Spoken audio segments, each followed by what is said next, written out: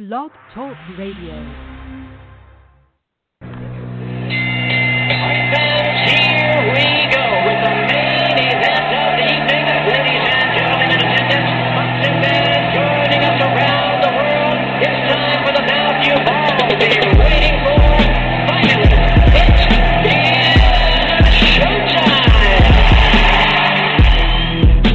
Man, we dedicate our life to this sport. We do thousands of sit-ups in camp. We run hundreds of miles, for the ones that take it serious. And we just dedicate ourselves fully to our craft, man. We watch tape. We attitude, we rooting, and we go into that fight just to land on the line.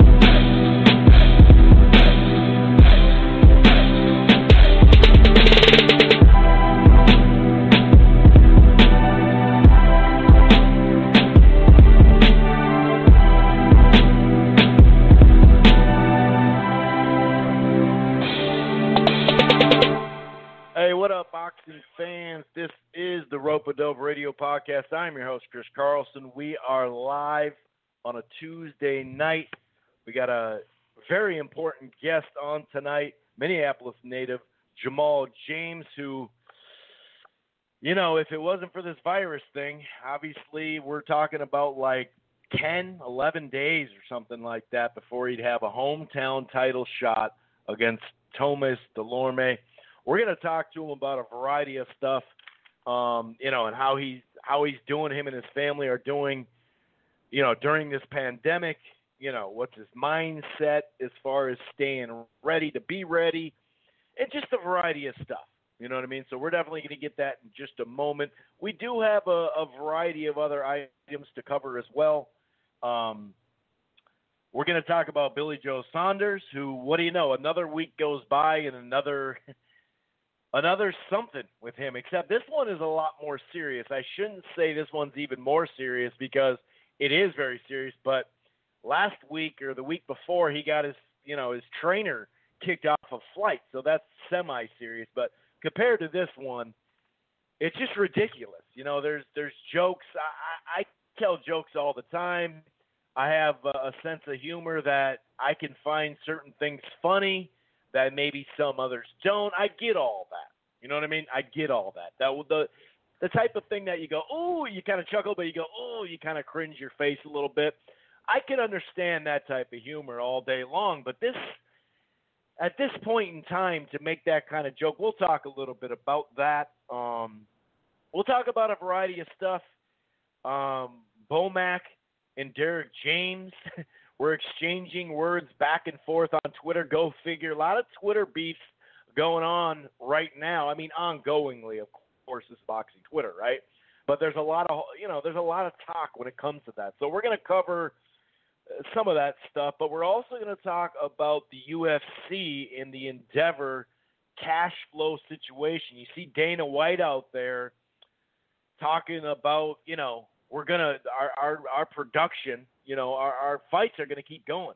And he was saying that for a while, really, these last couple of weeks, saying we're full steam ahead. We're going to get this done. And then pretty soon, basically almost every athletic commission almost won't allow stuff like that just off the things they've enforced lately. But, it does seem like he is going to get this April 18th thing off the ground, although they've already kind of had a little problem with, one of the fighters in the main event, Khabib, because he can't leave Russia. So that's going to be a little issue. But there might be a reason why. In fact, I do believe there is a reason why that they are so extra worried about this. And it's not just Dana White liking Trump, okay? That's easy to just say that. Well, he's just following what Trump says. Well, even Trump now a little bit has come around to, hey, this might be bad type thing. So if you look at Endeavor's situation and where they get their cash flow as a company and a pretty giant company at that, part of that acquisition for the UFC had to do with cash flow. And they recently, well, I'll get into some of the details, but there is a reason why Dana White and the UFC really want to stage these events. You know what I mean? Because of cash flow, not just because they want to make profit for their company, but the people that own 50% of them, they're trying to push them as well. So we're going to talk a little bit about that and just a variety of stuff. There were some folks out there sending me DMs and you know, talking back and forth and about the Andre Charlo stuff. We'll cover some of that. I do have some audio from both of those talking about it. I'd rather play audio and use direct quotes rather than just hearsay. I mean, if they said it on Twitter or something like that. But so we'll talk about a variety of stuff. Like I said, Jamal James will be just right around the corner here. If this is your first time listening to the Rope It Up Radio podcast, it streams live right here on blogtalkradio.com/Rope It Up Radio. It streams live at Archives. But, you know, you don't have to just go on Blog Talk to find the Rope It Up Radio podcast. You can find it on Apple Podcasts, on Player FM, iHeartRadio, TuneIn, Spreaker, Stitcher, really across the board when it comes to podcast platforms. We're also part of the Grueling Truth Sports Podcast Network, which can be found everywhere, including Spotify. I forgot to mention that. You can use your Siri or Alexa through Spotify or TuneIn to find the platform. While you're at it, why don't you head on over to thegruelingtruth.com. That's thegruelingtruth.com. It's boxing, it's football, it's basketball, it's baseball, it's everything in between. They got a great sponsor over there, betnow.eu with promo code TGT. And one more thing, and then I'll shut up and I'll let Jamal talk, okay? If you're thinking about cutting the cord or you have and you're not quite happy, obviously right now with a lot of folks home, like yours truly, and the gentleman I'm about to speak as well, you know, you're looking for something to do rather than, I mean, you can read a book, you can go for a walk, you can do a variety of stuff. A lot of people have a lot of family stuff they got to figure out. But I got something for you. It's called AT&T Now, or sorry, TV Now. AT&T TV Now. It's a 7-day free trial for live streaming cable. There's no annual contract, so you don't got to worry about it. The plans start as low as $60 a month. You can stream it anywhere. They do have the cloud DVR.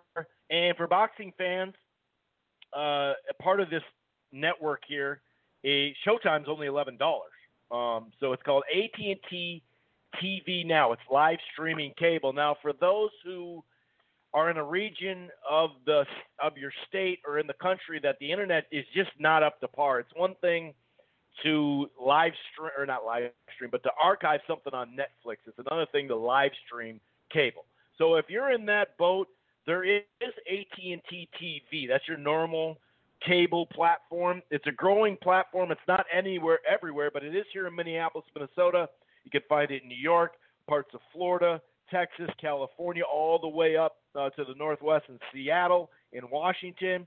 Other places like St. Louis in the Midwest, too. Just basically Google it, put your area code in there and see if you got it. That's AT&T TV. But for the live streaming cable, it's AT&T TV Now. Okay, I got that out of the way. I'm going to go ahead and bring in my guest here, Jamal James, Minneapolis native, so I get a little extra excited. You know, I'm here based in Minneapolis as well. My whole family grew up basically in Minneapolis, so it's just fun to talk to someone local in general.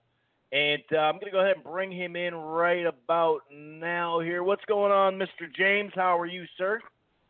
Hey, what's going on, man? Thanks for having me on the show. Appreciate it. Oh, yeah, man. Oh, yeah. It's been too long not to have you on the show. We were planning, right? Well, I was planning. I hadn't talked to you just yet, but I was planning on getting you right in this realm. I don't necessarily like Fight Week because I kind of like the fighters just to do their thing. Plus, you know, there are other bigger platforms that I'd rather them be able to go to, and, you know, maybe they get a spur-of-the-moment call and they got a chance at a bigger platform. I just don't like to be in any fighter's business Fight Week, really. So I was already kind of planning on this, being the fact that, you know, that fight, man, and I hate to bring it up, but, you know, April 11th, I mean, we're about a week and a half away from it at that time. And so I figure, you know, we might as well check in either way. Why not? You know what I mean? Right. So I appreciate you taking time out, man. And just in general, before we even get to boxing stuff, right? How are you and your family dealing with this pandemic, man? Is it kind of like, you know, you still got to grind and do some other stuff, or you're just trying to, you know, trying to stay busy with activities around the house or cleaning or taking care of what you got to take care of? Where are you at as far as you and your family and just in general, your, you know, friends and whatnot? How are you handling this really kind of out of nowhere pandemic situation, man? Right. You know, well, thankfully we're all blessed and we're all able to stand clear of the virus and stuff like that. So nobody that I know personally has caught it or nothing like that. As far as, you know, just the day-to-day thing, it's actually, you know, with this time we were able to kind of get caught up on things that needed to be done around the house, you know, cleaning some stuff, throwing away a lot of stuff, you know, just fixing a few things. And because, you know, everything is kind of quarantined and you can't do nothing, you also don't have any obligations, you know, to do anything. So it's, to be honest, it's kind of nice right now, other than the fact that I'm missing out on this fight. You know, it's kind of nice right now to be able to just kind of relax a little bit. Obviously, I'm still working out and staying active like that, but all that stuff is done at home. But I have enough space where I can still get a nice full workout in and be right at home doing it. So once I'm done, I can hop right in the shower and lay right back down in bed if I want to, or, you know, do whatever there at the house. So actually it's not too bad right now, but we'll see what happens. So as time goes on, if it gets That's a good point. played out. That's a really good point, right? Because we you know, it's like, all right, well, you know, Minnesota did the 10-day thing for a second, which I kind of like, because they're like, well, let's just wait and see. At the time, we only had like 100 cases, so we're like, all right, let's just wait and see. Then they extended it, especially like I work at a bar, so, you know, I'm out till May 4th or whatever. Well, hopefully only May 4th. Like you said, that's the thing. We can say, oh, this is going to be okay. This could be great. We're going to line this up. And then all of a sudden you're like, oh, we need another month or something like that. And then it starts to get a little strange. Then it starts to get a little potentially, you know, hopefully we can get through this stuff. But you're right, dude. Like, there's some stuff around the house where you're like, you know, I've been meaning to do this, and I might as well do this. You know what I mean? Or just shutting down for a little bit. You know, you know, you got a busy life. You're constantly on the go. There's a lot of things on your mind. Sometimes it's nice just to shut it down. You know what I mean? And so I'm right there with you as far as just shutting it down, catching up on some movies or reading a book or listening to some music, or, you know, I mean, the streaming services got to be just killing it right now. You know what I mean? Yeah, the sign-up for stuff sure. like that. They got to be, they're man. killing it for sure. And I do kind of think, like, boxing-wise, that out of all the sports, you know, we actually do have a chance to come back maybe, I'm not going to say earlier, but more intensely, just because although we love a packed armory, of course, but we could actually do plenty of stuff, you know, not necessarily in front of, you know, a major audience or whatever. Obviously, hopefully we're not that far away from that either. Hopefully it is this summer or whatever. I know there's a June date at the Armory already booked, you know, as far as tentatively, obviously. And there's also one in August. So I know you're probably kind of eyeing those dates and whatnot. And right now, it just, there's a lot of what ifs and all that. So we're not necessarily going to get into that. But so you said you're able to get a pretty nice workout. What's your mindset with that? Obviously, it's really just about staying fit, staying in shape. Like, how long do you think you're actually exercising? Is it 30, 45 minutes? Is it shorter? Is it a little bit longer? Are you shadow boxing? Do you got a bag to hit? What do you like on your workouts right now? Yeah, you know, obviously you still knock out all the calisthenics, you know, your push-ups, crunches, and squats and stuff like that to stay strong. But since I have more time, but, you know, no other obligations, I can kind of focus on certain things each day, you know, whether it be technique, whether it be, you know, upper body strength or a lower body, whatever, or speed or something like that, you know. I can focus on something and not feel rushed at a workout. Like, I got to hurry up and get this done because I got to go over here for this interview, or I got to go over here for this and that meeting, you know. Obviously, since we don't know when we'll be back in the ring, I'm not doing it as intensely as I was right before the fight, right before, you know, like when I thought we were going to have the fight. We were obviously in camp and we were going extremely hard and well over prepared for the fight. So we could slow it down a little bit because you don't want to burn out either. But you still need to, you know, as a professional, you still got to train every day. That's my job. That's how I see it, you know.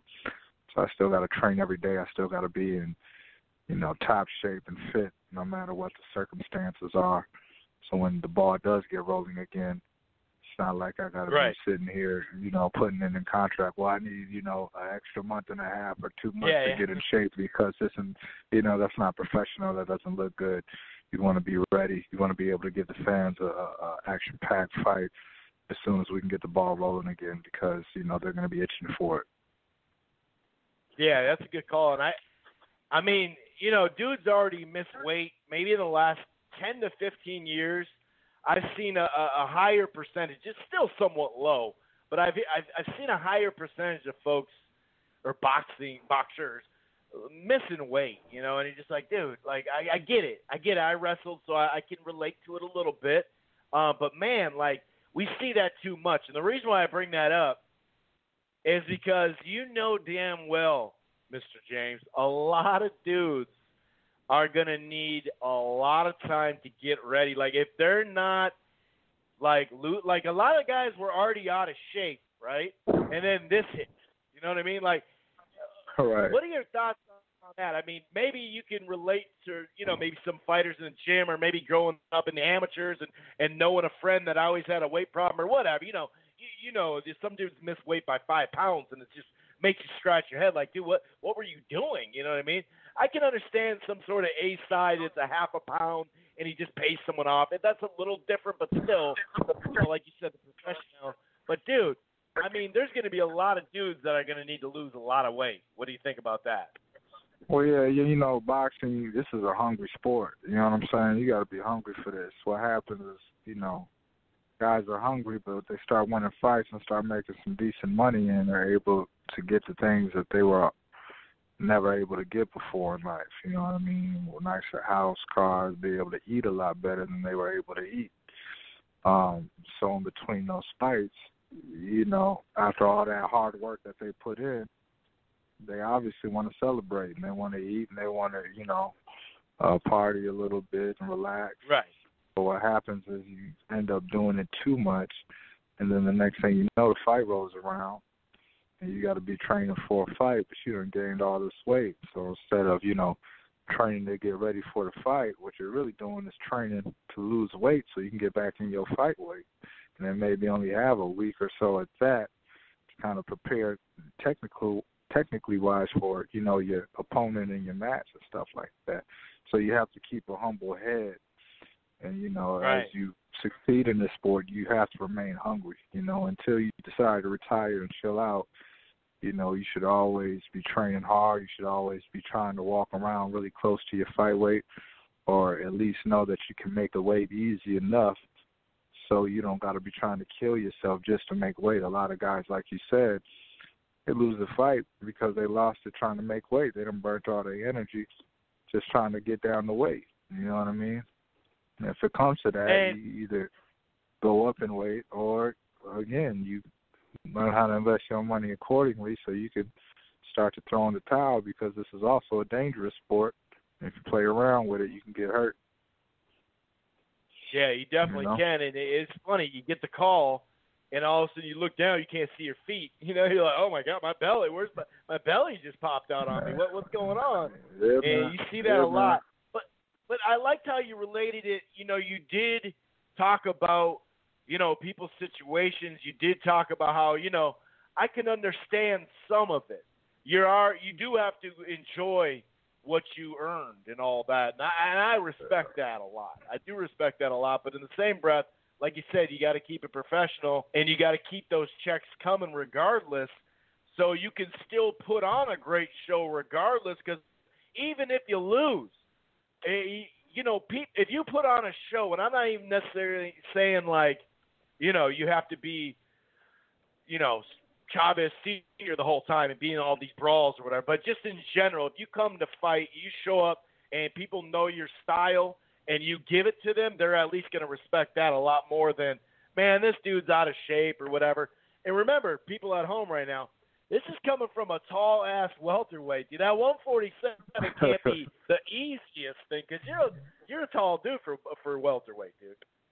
Yeah, man, I'm one of the tallest in the weight class. I've just been blessed to have a fast metabolism, man. Surprisingly, I'm able to make that weight, you know, fairly easy. You know, I don't really have to kill myself. I'm at a point now where I got to watch it a little bit, you know what I mean? But I don't have to kill myself, starve myself for a month or nothing like that. I just kind of dry out maybe a couple of days before the fight, and I'm usually right on point.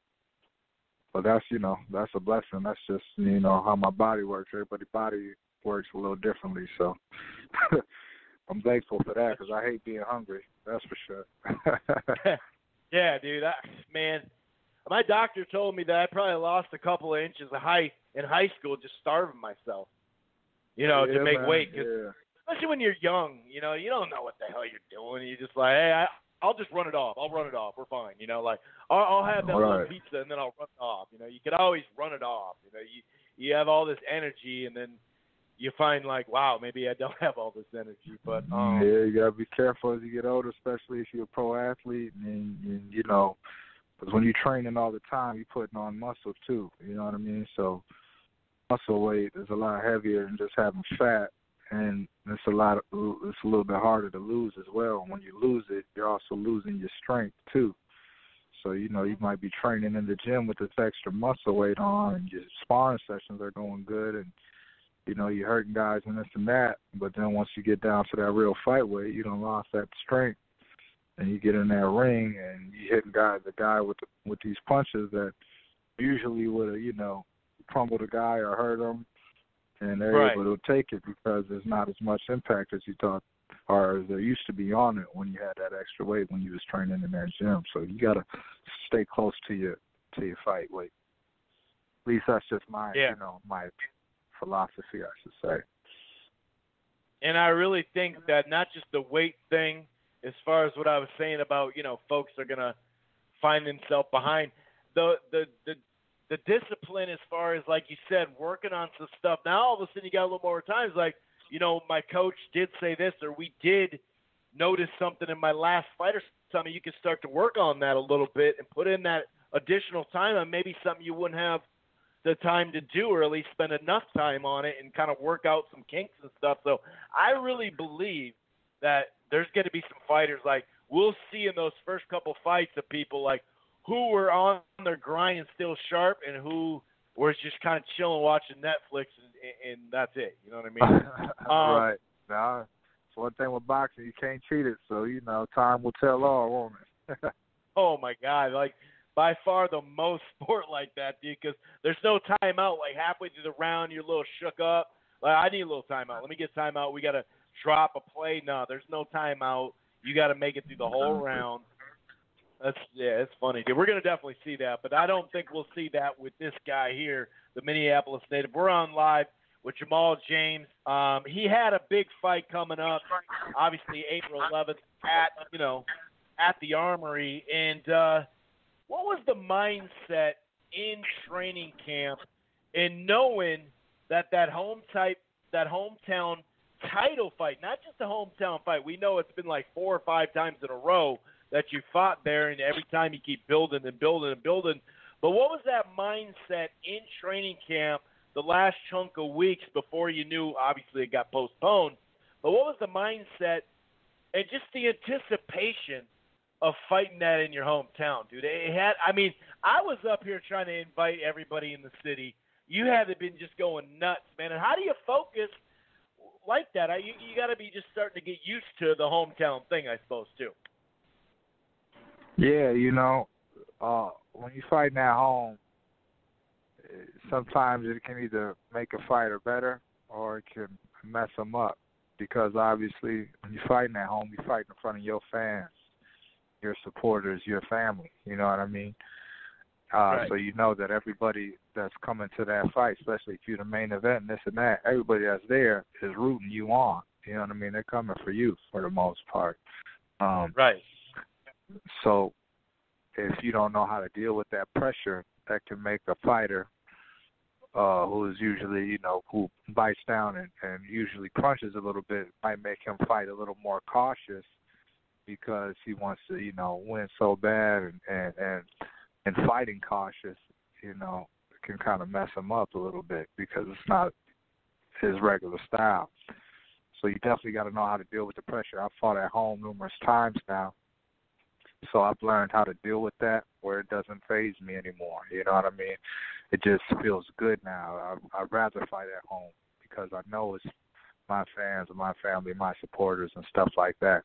I understand that when I'm fighting at home, anybody I'm fighting against is coming with their top game because they don't got nothing to lose. You know what I mean? You fight a guy in his backyard, you pretty much going for broke. You know, I had to do that a couple of times, fight guys in their backyard. So I know the feeling, right. but it also made me hungry. You know what I mean? It made me like, you know, I ain't got nothing to lose. I'm going for broke. I'm feeling good. I'm feeling confident. You know, I'm going to go in here and embarrass this guy. You know, that's how I was feeling when I was fighting guys in their backyard. So I know that's how some of these guys, if not all of them, are coming into that fight.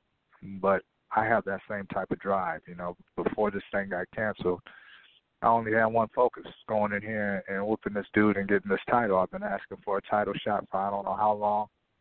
I finally got it. And then you know, we had this setback. But this is a setback that, you know, I can't really be too mad about because this is a worldwide pandemic. It's affecting a lot of people's lives, you know. It's not like, you know, Delorme just called in and made an excuse like, oh, I hurt my hand or something in training. It's you know, it's nothing like that. It's nothing political about it. This is a very serious issue that hopefully the world can come together on and be able to figure out. So I'm just really blessed to be able to be healthy and my family be healthy and close friends and stuff, and just try to motivate people and keep them on a more positive mindset as we deal with this, you know. My mindset as far as, you know, this fight, it's still going to go on. We just don't know when now, you know. So I'm still hungry and I'm still focused. And then once the ball gets rolling again, I'm right back at it. And I can't wait to get in there and give the fans a great show, whether it be, hopefully, whether it is back home, but even if it isn't, it'll still be televised. And regardless, as long as I got that title shot, I'm going to get that title. Yeah, and I mean, if it ain't home, I'm traveling. I'm coming. I'm coming regardless. I'm going to see my Minneapolis guy get his shit here. There's just no way around it. Although, like you said, it'd be all nice. Day, baby. I appreciate it. Yeah. Definitely, man. And like literally, like all over here, people talking about armory fights or boxing in general, like at my bar, friends or whatever, and I'll be like, hey, you got a Jamal James. You know, I'll just be right on it, just real quick. Hey, just so you know, April 11th, you got to get the tickets. And by the way, those tickets, it would have been the biggest crowd hands down, dude. Those tickets, yeah, man. I mean, those tickets were moving, dude. Man. I mean, they're still so going to move. It kind of sucks for those people who kind of got all those tickets, but I'm sure the Armory is going to do something to compensate. You know, the Armory is one of the best venues, you know, to me in the nation, maybe even in the world. I'm not a big world traveler, so I don't want to say too much, but you know, it's definitely one of the best places I've ever fought at, you know, and I've fought all over the States. I've fought in California. I've fought in big venues. The energy in the Armory is crazy. There's no bad seat in that joint, the way they elevate the ring and everything like that. And, dude, you know, Minnesota really comes out and shows love. Yeah, man. They really show love, you know. If you sit ringside, don't get me wrong, you get on TV and all that good stuff. Buy the ring seats. I'm not telling people not to do that. But as the press section, when you're on the floor or even that step up from the floor, that's cool. But man, I sit up on that top balcony and get the bird's eye. No camera, no ref. Man. Dude, it is money. Every time I'm just like, put me up there. No problem. Exactly. You want my seat? I'll go up there. You know, like It's great. Right. Like you said, the energy in that place, the catwalk is like perfectly set up. Dude, it is like the best boxing venue, like you said, just because you're all on top of it. And the standing room, that gets the energy from the stand. There's something about, like, if you watch a concert standing, is different than sitting, right? Like, there's just that energy. It has that First Avenue feel like you're at a bar, but you're at a live boxing event. It just, that energy has just got to be nuts, man. Especially when you fight, the crowd's going nuts. It's got to help you. Even if you're a little buzzed in a fight or you're tired at the end of the round, it's just got to help you with that adrenaline. Oh yeah, man. You bite down a little bit harder when you know that everybody's there for you. If you got a warrior's heart, you know what I mean? Right. You're going to bite down harder, you know what I mean? So if the fight is a tough fight and it's a little on the fence, and you know that, or you at least feel that way, you're going to bite down and you're going to start crunching with a guy and you're going to get ahead, you know. But, yeah, man, I love the venue, man. They always show love. The whole city comes out and shows love, the whole state pretty much, you know, and I'm grateful for that. I'm grateful for all my fans, all my supporters, man. It's greatly appreciated. What bar you at, man? I got to come through and mess with you. I'm at Northbound. It's a smokehouse and brewery. We smoke all of our meat. It's Northbound. It's in South Minneapolis, right by the light rail. Oh, all right. Yep. Yeah, man. I'm a South Sider anyway, man. That's what's up. I'm going to come mess with you, man. That's cool. And That's cool. So you're live. You got this live crowd, and that's why. I mean, Al's no dummy, obviously. That's why he's putting it on Fox and FS1 too, and that's why we get 4 a year, because he sees energy in the place and all that. You know, it's been a great deal in general for the PBC and the Armory, and obviously yours truly right here, and you, everybody, right? But let's talk about when they start saying or chanting COD. See, I mean, that a lot of people ask me, and I know what it means, but I want you to explain it. You know, you start to hear the chants, and they don't necessarily always explain it, because a lot of times you're in an entertaining fight, so something's popping off in the ring. Sometimes they forget to, mention what it means. But just tell us what that whole, not just what it means to you, but what it actually means, the chant, and just the, the support, the environment. Obviously, it's your gym, but just to let us know, because a lot of people ask me, what are they chanting? Yeah, COD, man. It stands for Circle of Discipline. That's a nonprofit organization that I train out of, that I grew up through, and that I still volunteer at to this day. If it wasn't for the Circle of Discipline, I wouldn't be boxing. And I probably wouldn't be the person that I know. I wouldn't be the person that I am today, actually. What it is a nonprofit organization that does a lot of mentoring and works with everybody, but has a more emphasis and focus on inner city youth. You know what I mean? So I started down there when I was 5 years old, man. I started one of our biggest programs is amateur boxing. That's how I got into boxing, is through the Circle of Discipline. And we use amateur boxing because it pulls in every sort of kid. If you got a kid who's a bully and gets in a lot of fights at schools and that, when you come down to the gym, we don't tolerate none of that mess. And the ring will definitely humble you, no matter how tough you think you are. When you get in that ring with somebody, they're going to test you and it's going to humble you. But what happens is it cools those type of kids out, all that aggression and pent up, negative energy that they got. They're able to get it out in the gym, whether it be in the ring or on the heavy bag or whatever type of workout we got them doing, So when they go back to school, instead of trying to prove how tough they are to the other kids, they don't feel the need to, because they already did it in the gym. They already done it in the ring, So it helps with their self-confidence. Exactly. Now, however, for the kids who might get bullied and picked on, when they come down to the circle, well, as they start to train and they start to realize that they can do these tough workouts, and they're starting to work on their, physique, and they're seeing their muscle build up, and they're able to overcome their fear of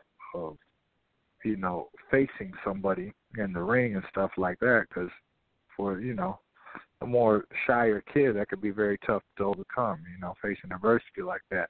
When we get them in there, make them face it, they can overcome it, it's a huge confidence builder for those type of kids. So, you know, when they go to school where they would have been more quiet and shy, you know, and soft-spoken and kind of let, you know, other kids kind of bully them or pick on them, they're going to start to speak up a little bit more. They're going to start to stand up for themselves more, you know what I mean? And we don't advocate, obviously, you know, getting in no fights at school or nothing like that, but we advocate, you know, standing up for yourself and not letting nobody pick on you, or, you know, make sure you use the proper route, whether you got to let a teacher know or whatever else, but you also got to show that you ain't scared of nobody. And it helps them that way, you know what I mean? It's really unique, man, and since I've grown up through it, I've really seen it work at its best with everybody, myself included, you know. I was one of those kids who had a real high temper, you know, flip out over the smallest things, and it really calmed me down when I was younger. And it gave me, it taught me humility, you know, and it definitely teaches discipline. Boxing, well, you have to be extremely disciplined if you're going to be boxing, even in the amateurs, you know. One thing about boxing is you can't cheat it, like I said. If you're playing basketball or football or soccer or something like that, not to say that those aren't great sports that build great, you know, young men and women and people. Right. But if you've been halfway training, you can always pass the ball. You got your teammates there to kind of help you out. They got your back, you know what I mean, which is cool. But boxing, I got my team that I train with, so I still got a team there. I train with them, we work, we joke together. But at the end of the day, when it's time to get in there and compete, I'm the only one in that ring, you know. So I've been messing around. Right, like you said, there ain't no timeouts, ain't no, you know, tagging out. When it's time to get in there, you know, I'm the only one in that ring. I'm the only person that can go in here and deliver the punches, that has to take the punches, and that has to be able to overcome that type of adversity. And that is something that I really value in life, because you can relate that lesson right back to your life. You know what I mean? As you get older, you just see how much it really relates. At the end of the day, I can't blame nobody else for my situation in my life. You know, I could say it was because of this or because of that, but at the end of the day, it's my life. So either I got to make better choices at who I'm hanging with or who I'm trusting, or I got to, you know, quit making excuses for my flaws. And that's what boxing teaches you. And that's what we do down at the circle, man. We use that. Yeah, we use that as a tool to bring them in, and we teach them and mentor them. We check on them in the schools and stuff like that. Like I said, it's still open to everybody, so we got a lot of adults from all different ethnic backgrounds and ages and stuff coming down there, just working out and getting physically in shape. But they also give back to these kids and help them out in whatever way they can, too. And that's what COD stands for, Circle of Discipline, and that's what I try to represent.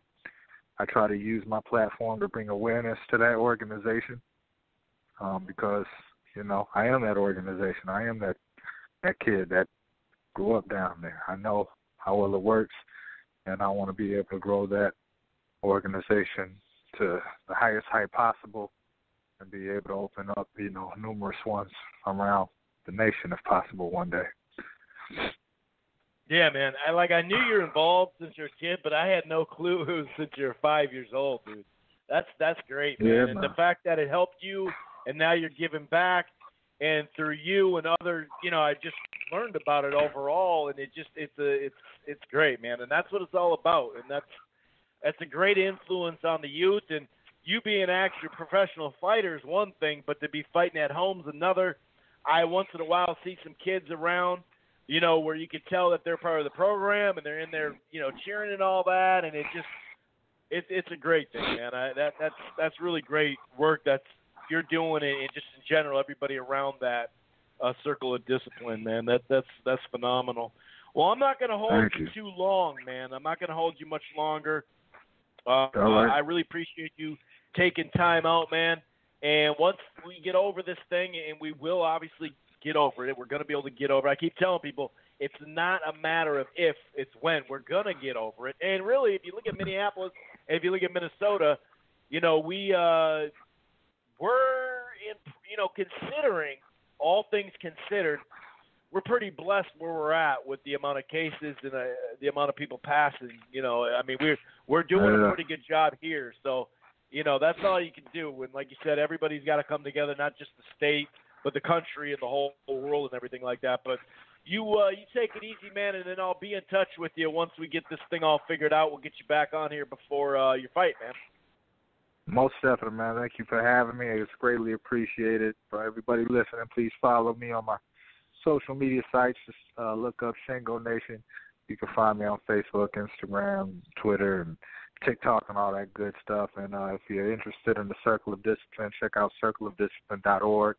You can see all the programs that we do and stuff like that. And be ready, because once we're able to conquer this thing, it's going to be fireworks with this fight. And, God bless everybody.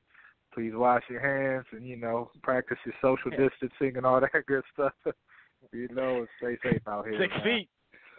6 feet. I just keep telling 6 feet. Somebody walking by me like 6 feet, dude. Back up. Exactly, man. It's just one of those things, man. You got to chill out on that, So, but again, man, thank you. It's been a great talk and a great time, and I'll be in touch. All right, man. You take it easy. Have a good night. You too. All right, man. Peace. All right, everybody. That was Jamal James, Minneapolis native. As you can tell, I'm excited for the fight. Him and Delorme is like a 50-50 fight on paper. I was going to go into detail with Delorme and, all the not the game plan, but, just a little bit more when it comes to that. I was going to ask him some other stuff, but, the more I thought about it, it's like, who knows when that fight's going to happen. We're going to have him on again. So there are some questions I kind of left lingering. I know some of the answers, even the Shango. I know the answer to that and all that. But a variety of things I'm definitely going to dig deeper the next interview for Jamal James. But like I said, Minneapolis native, welterweight contender, and he had a big, big fight coming up for against Thomas Delorme. And Delorme is a good fighter, solid fighter. And it's crazy because they both lost to Ugas. They have some, similar fights that they fight, opponents and all that. So I was really looking forward to that, man. And another, now a local fighter that we adopted. He moved up here now to train out of here from Cuba, David Morrell Jr. too. And you got to look up his amateur career, dude. This dude was like 121-2 or something like that. And he lost to one dude that he beat. I think he was a Canadian guy. And the other guy that beat him was the gold medalist in that division. So that tells you something there. Plus, he's got the Cuban, background for the amateur stuff. So we'll definitely have, like I mentioned to him, we'll definitely have Jamal back. And like he said, follow him on social media across the board. And the Circle of Death, right, .org. Circleofdeath.org. That's what they're saying, or that's what they're chanting when they say COD. That's all his people getting behind him. But Circle of Death. That's a drinking game. What the fuck am I talking about? Circle of Discipline. Jeez Louise. Circle of Discipline. I can't believe I just said that. People are Googling that shit. Circleofdiscipline.org.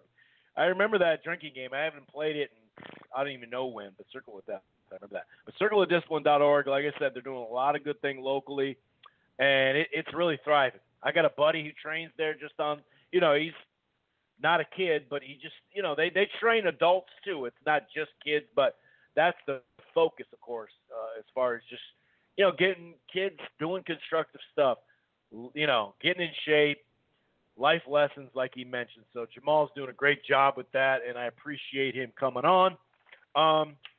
Now, there is a variety of stuff that we're going to get to on the show. Like I mentioned, there is a reason why Dana White is out there hooting and hollering about, doing events, doing fights. We got to do them now. We got to screw this, screw the media, screw everybody. We got to do this, we got to do that. And it's getting to the point where you're like, dude, what's going on here? Like, I don't understand, what's going on? Like, dude, just calm down. Before he's like, no, and I'm saying before, like a couple of weeks before, there was a lot more lockdown across most states, he was just so sit there and be like, he's just almost to the point where he's ignorant. He's just like, no, we're going to do it. They don't even talk to the media. They're going to sit there and, I understand he's a big Trump supporter, and I'm not here to talk politics on this show. But even Trump, like I mentioned, is taking it a lot more serious than he did when he was calling it a hoax not all that long ago. So he just said, it's got another couple of weeks.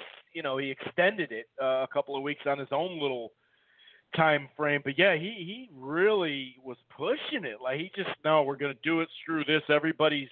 Some of these quotes are just like, dude, calm down, man. Like, it's okay. Like, just calm down, Dana. But there's a reason for all that. There is a reason why, and I'm going to get to it. There are a variety of other things we're going to talk about. It went down in my DM for the Andre fanboys, and once in a while I go back and forth, or they tweet me, and I, whatever. It just happens. No big deal. That's boxing Twitter, right? But some of these dudes, I mean, oh, you didn't do this, you didn't do that, you didn't play that. Well, I haven't played all the audio just yet anyway.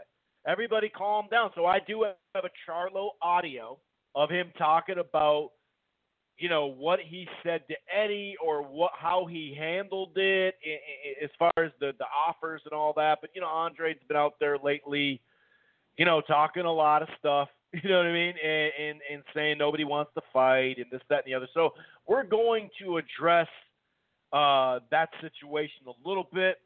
Like I said, I do have some audio. So everybody calm down who's all freaking out. Like, I like Andre as a fighter. I like his style. I do. There's plenty of stuff to say great about him. But, this stuff like everybody's ducking him. He's the most ducked fighter out there, dude.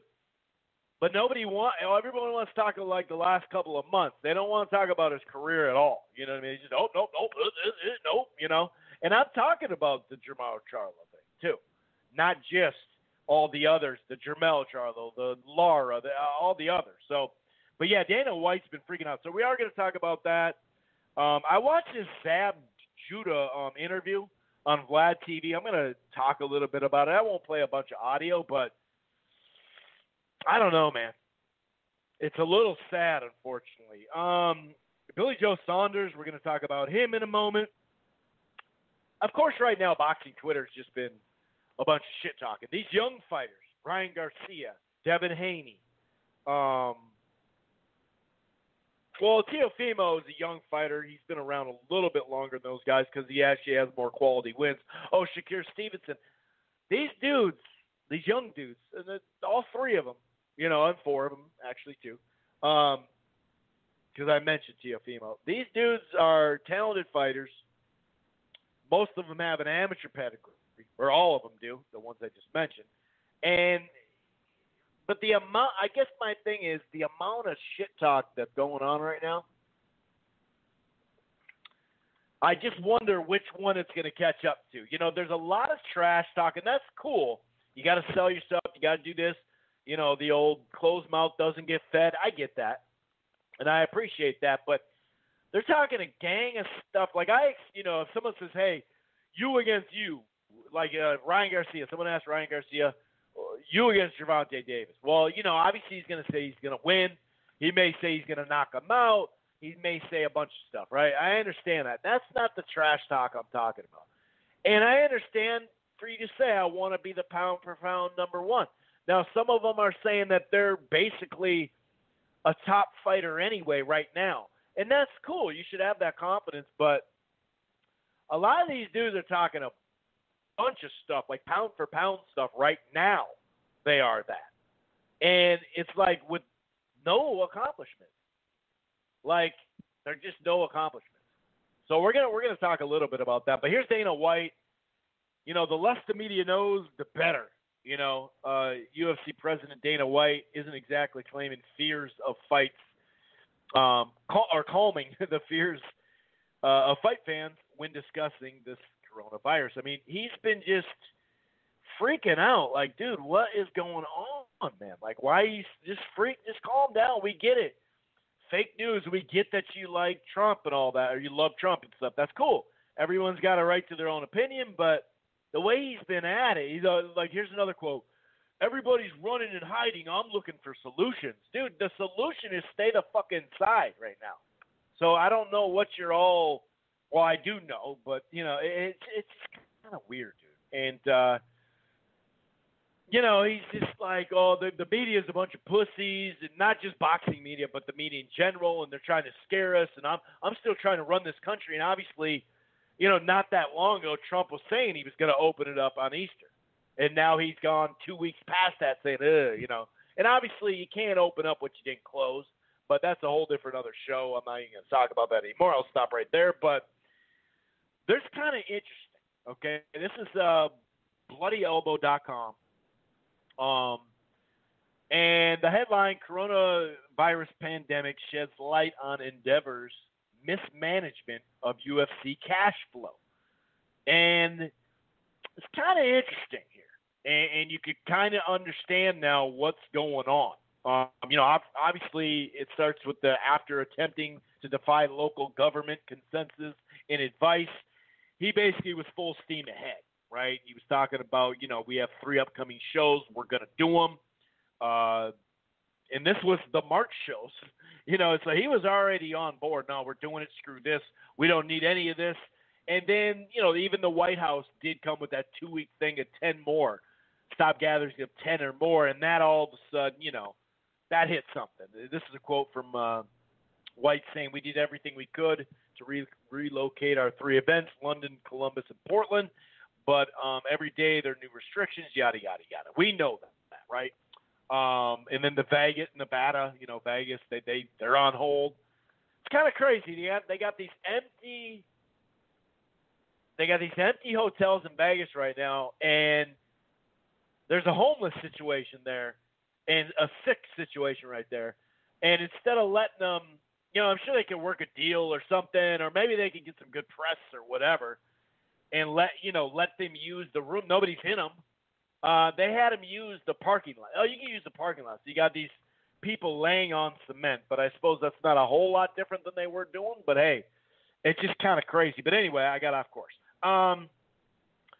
He says basically he's making a thing of everything I do has regulations. Everything I do has standards and health standards and everything like that. And he said he's been in the game for 20 years, and so he understands, hey, dude, I get it. Like, my whole life is figuring out regulation stuff and maneuvering stuff. And so he can, he can think on his feet, on the fly, right? But, he's talking about health and safety of the families and all that. You know what I mean? But, he keeps talking about this April, what is it, April 18th or something like that coming. Yeah, it's April 18th. And now Khabib, they tried to make this fight with him and Ferguson, right? Like, I think, 4 times now? Something like that. And it's something's happened all the time. But they're like, no, we can't tell you where it's going to be. I played you that tape, that audio last week about, how he's the fight's going to happen. We're going to make this fight. And then, the crazy thing is, like, I don't know. Maybe he thought that he could, like, loosen up Putin, and get Khabib out of Russia. That was like my first thing is the fight going to Russia? And then how are they going to get there? Is it going to be a private jet that Putin allows in? And how many private jets are going to take to get over there? Or where are they going to do this? So we don't have any, I'm not going to sit there and, act like we have information on that. But, up until not long ago, this is a quote, unless there's a total shutdown of the country, which is not total, but it's getting closer. Where people can't leave their house, he's saying, you know what I mean? Then it's over. But we're going to move on it. These guys will compete. We will find venues. We will figure this thing out. I mean, the only thing that's going to stop us is a complete government shutdown where everybody's confined to their homes. And, in some states, that's still not the total case. There was actually not long ago a show that still went on, I believe, in Florida. I'm going to talk about that a little bit later in the news segment. So, he's really gung-ho. And Bellator actually just paid its athletes their show money for the canceled event last Friday. And so I think it's 2 Fridays ago. So Bellator actually cashed these guys out. It appears, and this is, according to, bloody elbow. It appears the UFC fighters have not been compensated for their canceled or postponed bouts. This emphasizes the UFC's poor treatment of its independent contractors and the leverage it has over its roster, which is well documented, obviously. It also sheds a light on the parent company Endeavor's mismanagement of the UFC's cash flow.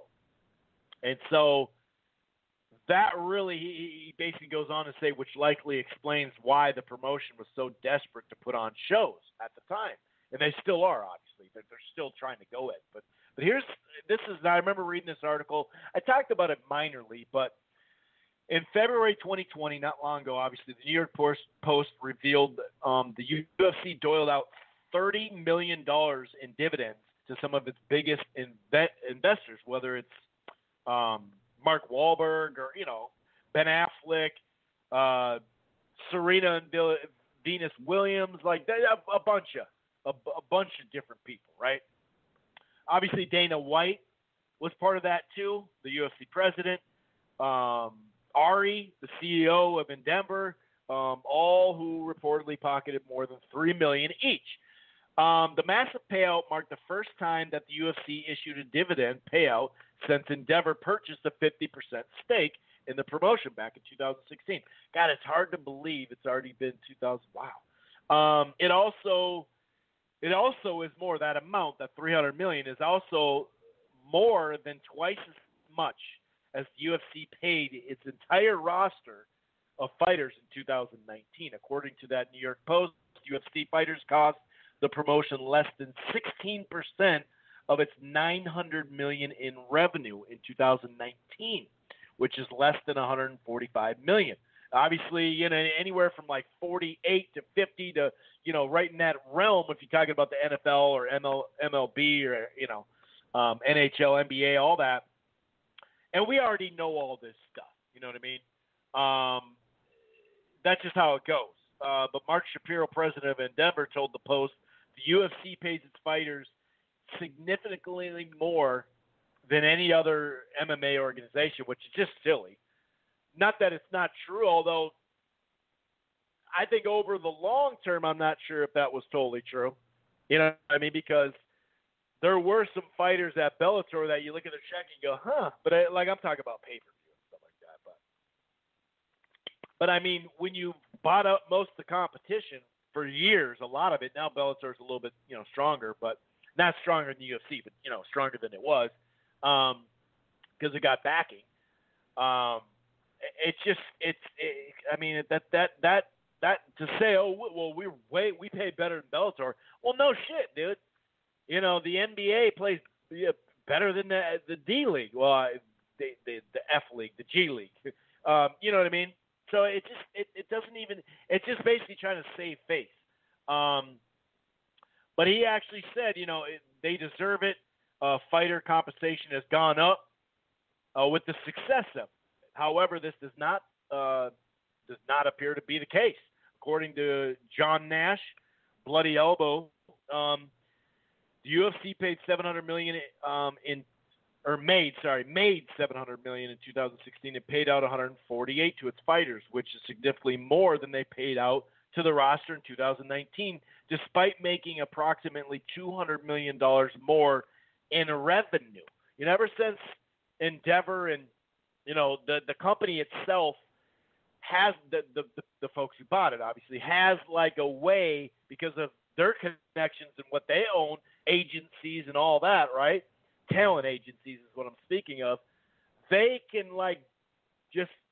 they can find a variety of ways to make the UFC more money, and it has. It's gone up a couple $100 million already, like it just said here. There are also a reason to suggest that Endeavor decided to dole out $300 million in dividends because of its failed effort to raise $600 million in an initial public offering last year. In September 2019, Endeavor pulled its plan for a public offering shares, basically with the concerns from the investors. So obviously, some of these investors, they had to be like, "Oh no, we're good, dude. Here, I'll show you. We're fine." The company's IPO filing showed a staggering debt of $4.6 million and an operating loss of $107 million. When Endeavor finally pulled its IPO offering, insiders speculated that the company may have to pay out some retroactive bonuses to calm the waters, to ease it. Like, hey, dude, everything's cool, we're fine, no big deal. While Endeavor president Mark Shapiro denied any dividends in the IPO flop. Sources told the Post that night, that probably isn't the case. Because an idea did not work, the UFC is growing to be the next source of cash until Endeavor goes back out again to try to go public. It's now draining the UFC in order to prop up the rest of its company.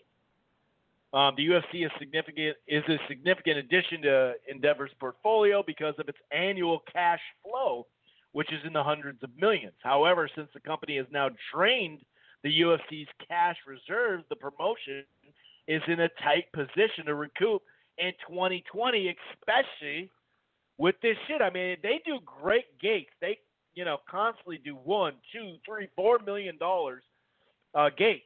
They're over $1 million almost every time, if not every time. And obviously they do a bunch of pay-per-views. So that is a significant amount of cash flow. And so there's got to be something to this, obviously. So Endeavor's, in a difficult situation. Pressure on UFC to continue hosting, that explains it. It's like, hey, you better get out there and earn because we need you to earn. Even without a live audience in Attendance Gate, the UFC earns significant amount to broadcast its events, including pay-per-view on ESPN. And if you followed that, ESPN, because they're trying to grow their brand, ESPN Plus, they've basically made up the money for the UFC. The UFC does lose a little, not lose money on the pay-per-views, but their revenue is down a little bit. Because, I should say not their revenue. Their numbers, their pay-per-view buys are down a little bit because people have to go through the process of getting on ESPN Plus, paying the monthly thing, and then doing it instead of just your cable operator, boom, I got it. You know what I mean? No problem, I got it. You know what I mean? And so that does, the numbers have gone down a little bit. But ESPN, because they want to grow ESPN Plus, have made that up and just giving them a bunch of money per pay-per-view. Like, hey, we'll make up the difference. So they're still making the money they would have. It's like a guaranteed, hey, I know I'm going to lose because we're on a smaller platform rather than any cable thing. You can just press a button or call. Sometimes people manage a cable network. But obviously, this is an issue, and that's why they're doing it. It's basically, he finishes it by, in short, Endeavor is happy to take advantage of grossly underpaid fighters that are not represented by a union and have no collective bargaining, or under the Ali Act, obviously, and that's just I throw that in there, or a fair share of the promotional revenue, which would be under the Ali Act, as long as they continue to keep, UFC profitable, and in turn boost Endeavor's portfolio for investors. It should be noted that Endeavor's mismanagement of the UFC cash flow is taking place while the promotion is defending itself in a class action antitrust lawsuit brought forth by former UFC fighters in 2015 who claimed the promotion suppressed wages using anti-competitive and unlawful practices. And we've been knowing that for quite some time, obviously. So, long story short, didn't mean to, have that so wordy, right? But yeah, man, that's big because if the old too big to fail, right? We know a bunch of these banks and a bunch of these companies, it's too big to fail. We got to help them out, but Endeavor has, like I said, it's literally losing $100 million right now, and you think in the long run that's not crazy. Well, in the long run that adds up, but in the short term, you go, well, $100 million. They paid this for that, and that. You throw around all these billions, but at the end of the day, they have a bunch of debt. Close to $5 billion in debt. What did it say? 4.7 in that article. So I mean, that's an issue. So that is the reason why, based off the evidence, that's out there. That's the reason why Dana White and the UFC is just gung-ho because Endeavor owns half the company. They paid a pretty penny for it, and so they need that cash flow. They don't have cash flow in their other businesses, and this was a significant amount of cash flow, but since the IPO failed, or they pulled it, well, that's failing, and then they give out those dividends worth $300 million, where you literally just took a bunch of the cash flow of the UFC. So that's why Dana White is out there trying to still push this freaking April 18th fight, dude, even though it's not even going to have Khabib in it anymore. And I know that, they're used to doing that, but it really shows you the desperation. And that's the thing. When you do get bought out, sometimes you get bought out, no, that's a huge amount of money. That's great. And obviously Dana White and the Fertitta brothers, those are the guys that really made out. But Dana White made out pretty damn good, obviously, too. I'm just saying, relatively speaking, because they were the ones funding it, originally. So obviously they're going to make out the most. But when you're owned by that parent company, you could say, well, I could still promote the fights I want to do. I can do this. I can do that. They're only going to help me raise our revenue per year, and they will do that because of the talent agencies and Endeavor and all that. So that is true, but when you really narrow it down, but they also the reason why they made the acquisition was because of this cash flow, and now they're like, well, we're going to lose some investors. We better pay them out. We better pay these dividends. And then all of a sudden now their company that they own is now struggling this year. Not overall, but this year, and they need it now. And that also means not just Endeavor, right, but the UFC's cash flow that themselves is going to be hurt. So that messes with you too. And I'm not saying they can't find money, and still use it to promote a variety of things. Obviously, the deal with ESPN, which ties into ESPN Plus a whole lot. Obviously, the marketing behind that, that helps their brand, obviously. And you don't have to buy all these ads and all these different, platforms, Fox or CBS or whatever, as much because you do have ESPN. But right now, ESPN, dude, go look at the top 150 cable shows every night right now, and it's ugly, dude. ESPN is getting devoured by Fox News right now. Fox News has always been popular. They always make a lot of money, blah, blah, blah. They've always done good ratings, obviously. But right now, ESPN, and I bring this up because, well, if they're going to need marketing dollars, they may not get it from ESPN this year as much as they thought they could, or having that extra, hey, well, we lost some cash flow. We need a little help. Can we get that? That's not going to come from ESPN. ESPN right now has got to be figuring out a bunch of stuff right now, because when an advertiser pays to have their commercials run on ESPN and they're seeing these ratings completely drop off, and you paid to have it on this, it's like CBS right now. CBS and what the hell's the other? Well, CBS does own the rights to the college basketball tournament. That 3 weeks, that's like $1 billion. Like, they got to be saying, well, what's up? Well, what's going on here? We want our money back. Obviously, you didn't have the tournament, so we're not going to have to pay. Or does it roll over into next year? We don't even know. I don't think you can do that per se, because wonder if next year's different. Like we don't know where this thing's going.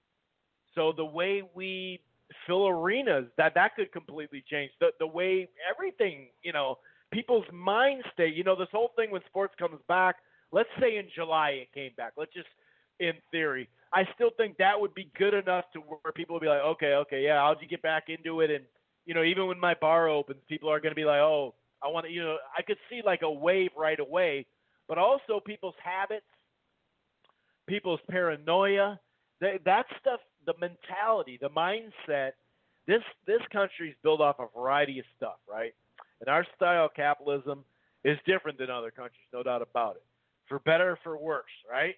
There's plenty of cons. There's some pros, but there's plenty of cons whatever, right?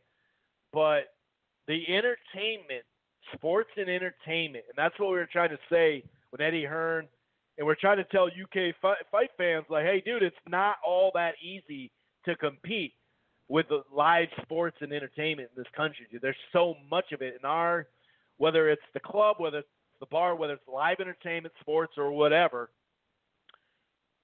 You know, we don't know how that we rely on that so much.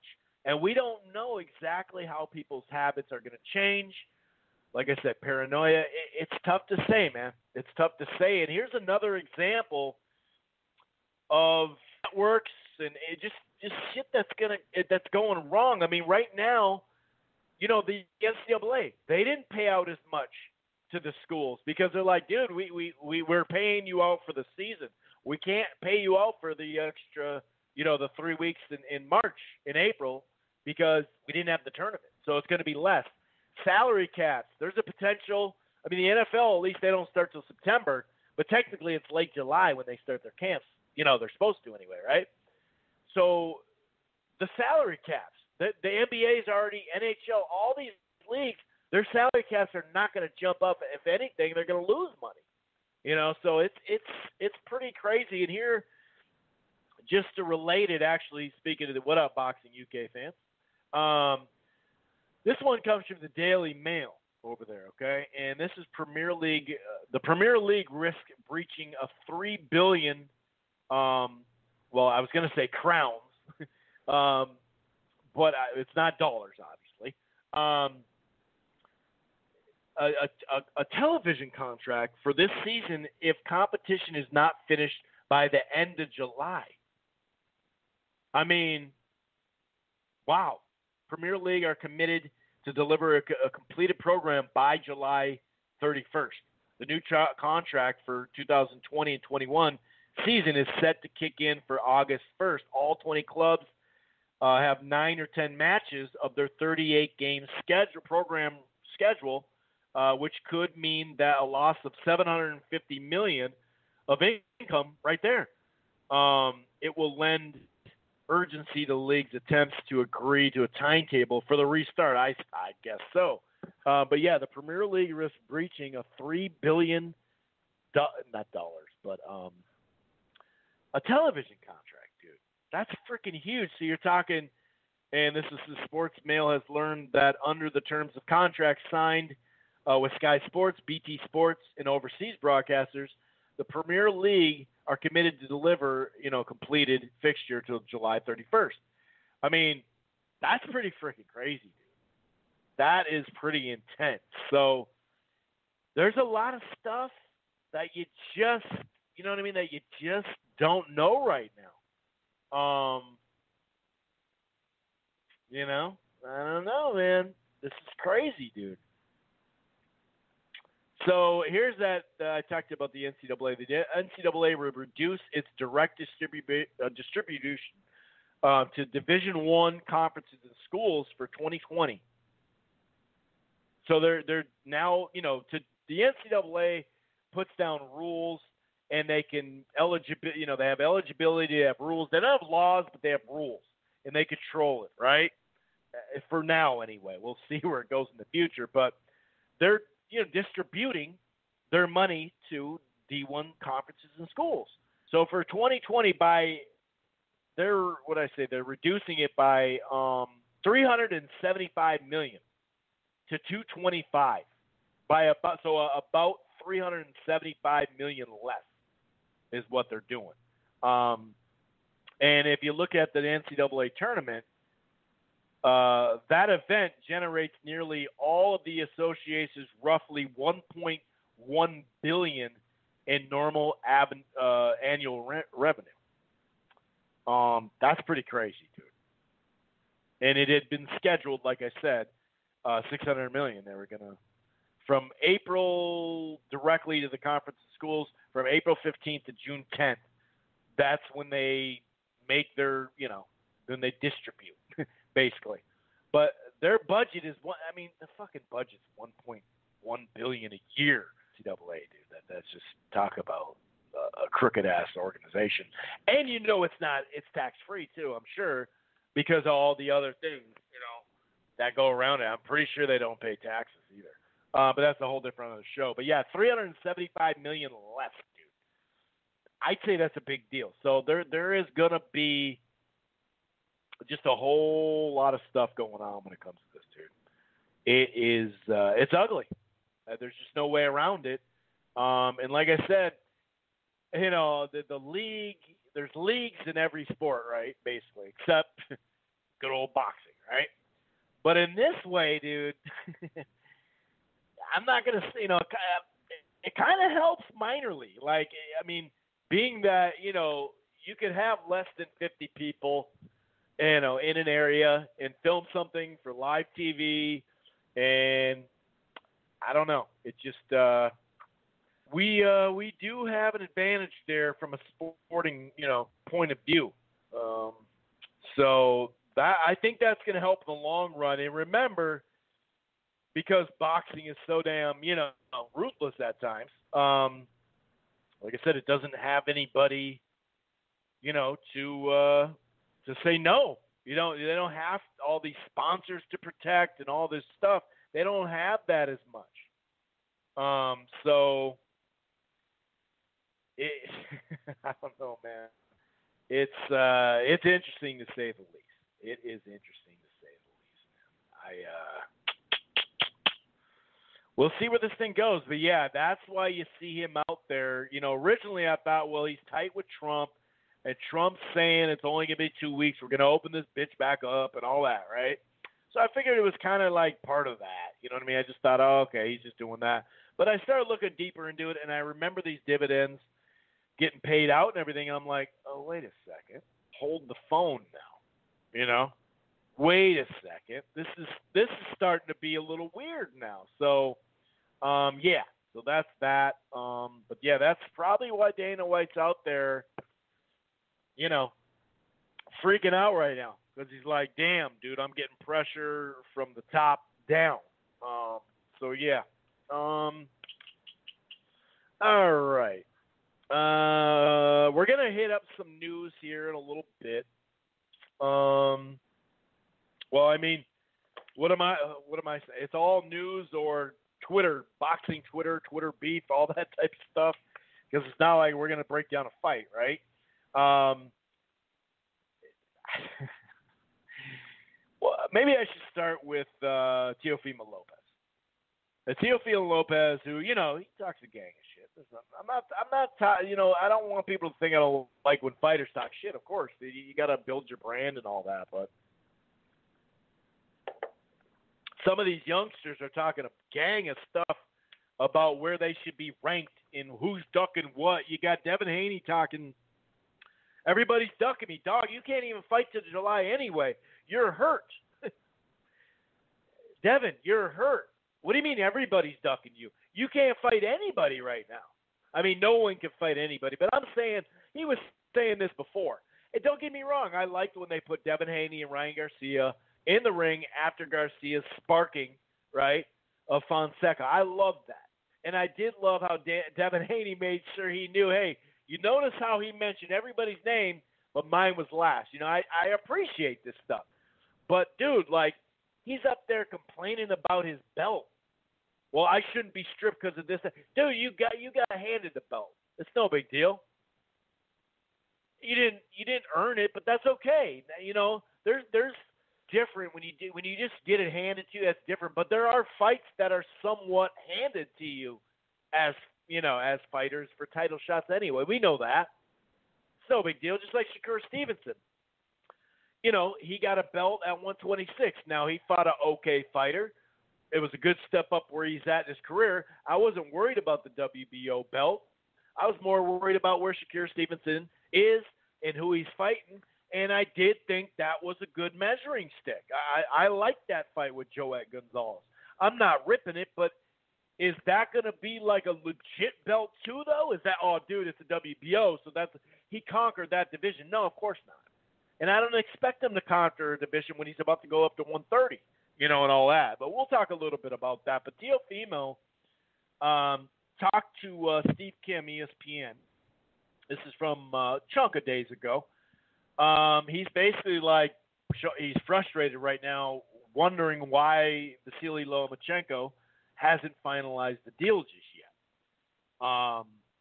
So he's like, we get it. Like, we're not going to fight right now. We don't even know when the fight's going to happen, but we might as well get the deal done. This is him quoting, we're waiting, particularly on Loma and his team to fight. I think he was mad, difficult with – I think he was being mad, difficult, okay, with certain things negotiating-wise. He wants a bigger cut, which he deserves. He wanted a bigger percentage, such and such, so it was pretty much back and forth. Now this is happening, and apparently they sent him back to Ukraine, back home. So I don't know, honestly. I'm just frustrated right now. You know, I try to make these fights happen for the fans. The fans are the ones, blah, blah, blah. We gave him everything he needs and everything he wants, and now he's complaining about New York. He wants it to be in Vegas. He wants it to be in Cali. It's been annoying. And that does make sense because I was wondering, like, they said they already have the MGM. Like, what's going on? Like, why isn't this booked? And I'm talking about before everything was unbooked, right? Everything was canceled, postponed, whatever. So, you know, we'll see. We'll see. His Loma's advisor or manager, Klimas, right? Klimas. He said, I think, which is kind of a weird way to say it. I think everything is agreed to on our side. We were just waiting on a venue. So, you know, sometimes there is, you know, some miscommunication. The manager admit he was very disgruntled by the scorecards handed to him with Mike Conlon in that Mike Conlon fight. With who the hell did he fight? I forgot. Was it Nicotinin or what? Nicotinin? What was that? Hold on, let me look. Yeah, it's something like that. So Vladimir, dude. And he said, you know, the same night with Lopez, you know, when Lopez won his title, which, by the way, was a mediocre title, just like I said about Haney, or about anybody else, you know, whatever. But he vowed in the immediate aftermath never to bring another boxer to New York, which was silly and emotional. But he has changed his mind since. We could fight Lopez in his bedroom, he said. So he's ready to go, blah, blah, blah. I figured when they canceled the March 14th Shakur Stevenson and the 17th, you know, he knew it was pretty much over. So there's not much more information when it comes to that. But obviously, you know, the NBA's been messing around with ideas of how they're going to come back and, you know, the ideas of maybe just a couple of venues and everybody plays in them. Maybe at the start it doesn't have fans. Maybe it does. I don't know. They're talking about 3-game series maybe in the first round anyway. So there's a lot going on behind the scenes. Some of it's Teofimo's like, hey, dude, let's get this shit signed, which I can understand. But it could be him just, like, impatient. It may have nothing to do with either side. And the business has got to, you know, they're probably looking for – I mean, between I don't know if the NHL is coming back, but between the NFL and just the live entertainment music business, you know, I mean, it's going to be tough to book venues this summer, and that's usually when they're a little more open for boxing. That's usually some windows that they have time to shine sometimes in the summer. So, and like I said, available. The shit's booked all year long, heavy anyway, but now if it's, you know, this sprint to the end of the summer to try to get as many things up and running, you know, even if we think, oh, this fight's awesome, well, that's a great matchup. Well, it's not going to even do $1 million gate. I'm not talking about this individual matchup. I'm saying in general. There's a lot of times where the gate's 50,000, 100,000, 200,000, 500,000, under $1 million is my point. And so don't think that boxing, unfortunately, you know, and that's why I think it's going to be smaller venues. I mean, it's already in smaller venues anyway, as we know, but I think we may see more of that because it's not going to take precedent over these. I mean, remember, the venue's got to make up for their loss, too, in the year. So they're like, well, I can have, a Beyonce concert or whatever. I could have even an old touring band concert that are going to fill this fucking place up with high-priced tickets. My concession stands are going to pop off compared to just a fight that inside of boxing we're pumped about, but it's only going to create like a $400,000 gate. You know what I mean?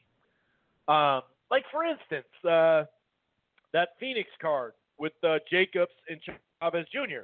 Lively crowd, especially after Chavez, decided to stop. Then it got more lively, which, it is what it is. I'm not ripping them. They paid their – well, I'm not going to get into that. But, hey, it got a little live in there. That didn't even do a $500,000 game. So, you see what I'm saying? So, we may be in smaller venues in general. We'll see. Billy Joe Saunders. This fucking guy. I love me some Billy Joe Saunders a lot of the time. The homeless stuff and the just certain videos where you're like, dude, what are you doing, man? You're crossing the line now. Like I said, I could take a bunch of different types of jokes. I could sit there and make a joke where your reaction or laugh at a joke that somebody else made or a tweet or whatever, a meme where you're like, oh, that's mean, but the shit is funny. I'll give you that, but oh, shit, that's mean. That's normal shit. That's really not that crazy of an idea or, a big deal. But there's just times where you just don't joke about shit, dude. There's just times where you don't. And Billy Joe Saunders made this fucking video, and the British Board of Control, the British Boxing Board of Control, the BBB, the Triple BC, right? The British Boxing Board of Control basically suspended his license, and I'm sure there's going to be a fine. He basically has to have a hearing to get it back. I don't know exactly, exactly how that's going to roll out, but he did say they're going to need a hearing. This is what their comments are. So, having considered his comments, we'll get to the comments in a second, on social media, they have suspended his boxing license pending a hearing under the board's misconduct regulation. At a time, oh shoot, I think I just skipped ahead. God, it keeps doing that. At a time in a venue to be, confirmed, yada yada yada. So, the last time Saunders had a misconduct hearing over some dumb tits of shit he did outside the ring, he wound up paying $100,000. And he made this video for the fellas out there. And his advice was like, hey, you're going to be in, you're going to be in tight corners with your girlfriend or your wife or whatever, and at some point you're going to get sick of her, right? So he made a joke about this is what you do, this is how you handle them when you can't take their shit anymore. And they threw like a punch, and then when they're in shock from the punch that you can't believe you did that, then you clean it up with a, you know what I mean? Like I said, I can take a joke, dude. I have a dark sense of humor. Don't get me wrong. But it's not even on some, hey, I just said this randomly. This is also during a time frame where not every single solitary joke is funny at this time. Not everyone. A lot of them are. Most of them are. But to me, I just don't think you should. In my opinion, I'm not a big fan of making a video to tell you how to hit a girl. I understand he was joking. He's come out and said, of course, the apology. This is what he said. I would never condone domestic violence, and if I saw a man touch a woman, I would smash him to pieces. I have a daughter. I have all this. Well, if you had a daughter and you have a woman, you might as well not do a video that says, here's how you hit your girl. Like, it's just stupid. Like, there's really not a ton of humor in that, actually. And I don't know how it's done over in the UK as far as how the law is, but here in America, a lot of dudes get off when they hit their girl. I mean, right, there's time. If you look at the last 10, 15, 20, 30 years and how we how judges and how the law works. You know, there's a kid who was 17 or 18 or 19 who grew up in a bad neighborhood that sold drugs and got 20 years in prison. And you could get less raping a girl here. You can literally get less. Sometimes in your predicament, it's like time served or 6 months in jail. Like, and the domestic abuse thing is even lighter because the woman sometimes will bring up a charge, but then they're afraid in the long run because in the long run the police can't.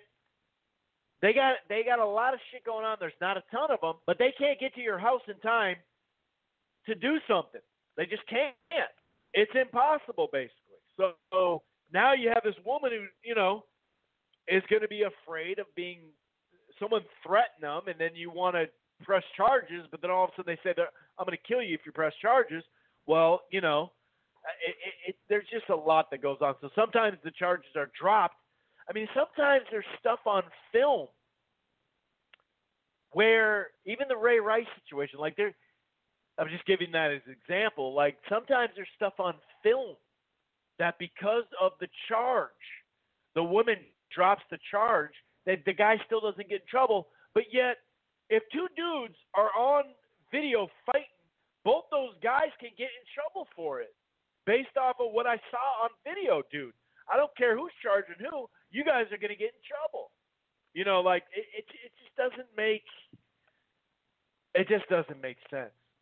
And I'll just stop there. But anyway, to me, it's a horrible time joke. It just I just don't really need, considering how many dudes get away with hitting girls in the world, in our country, whatever you want to say.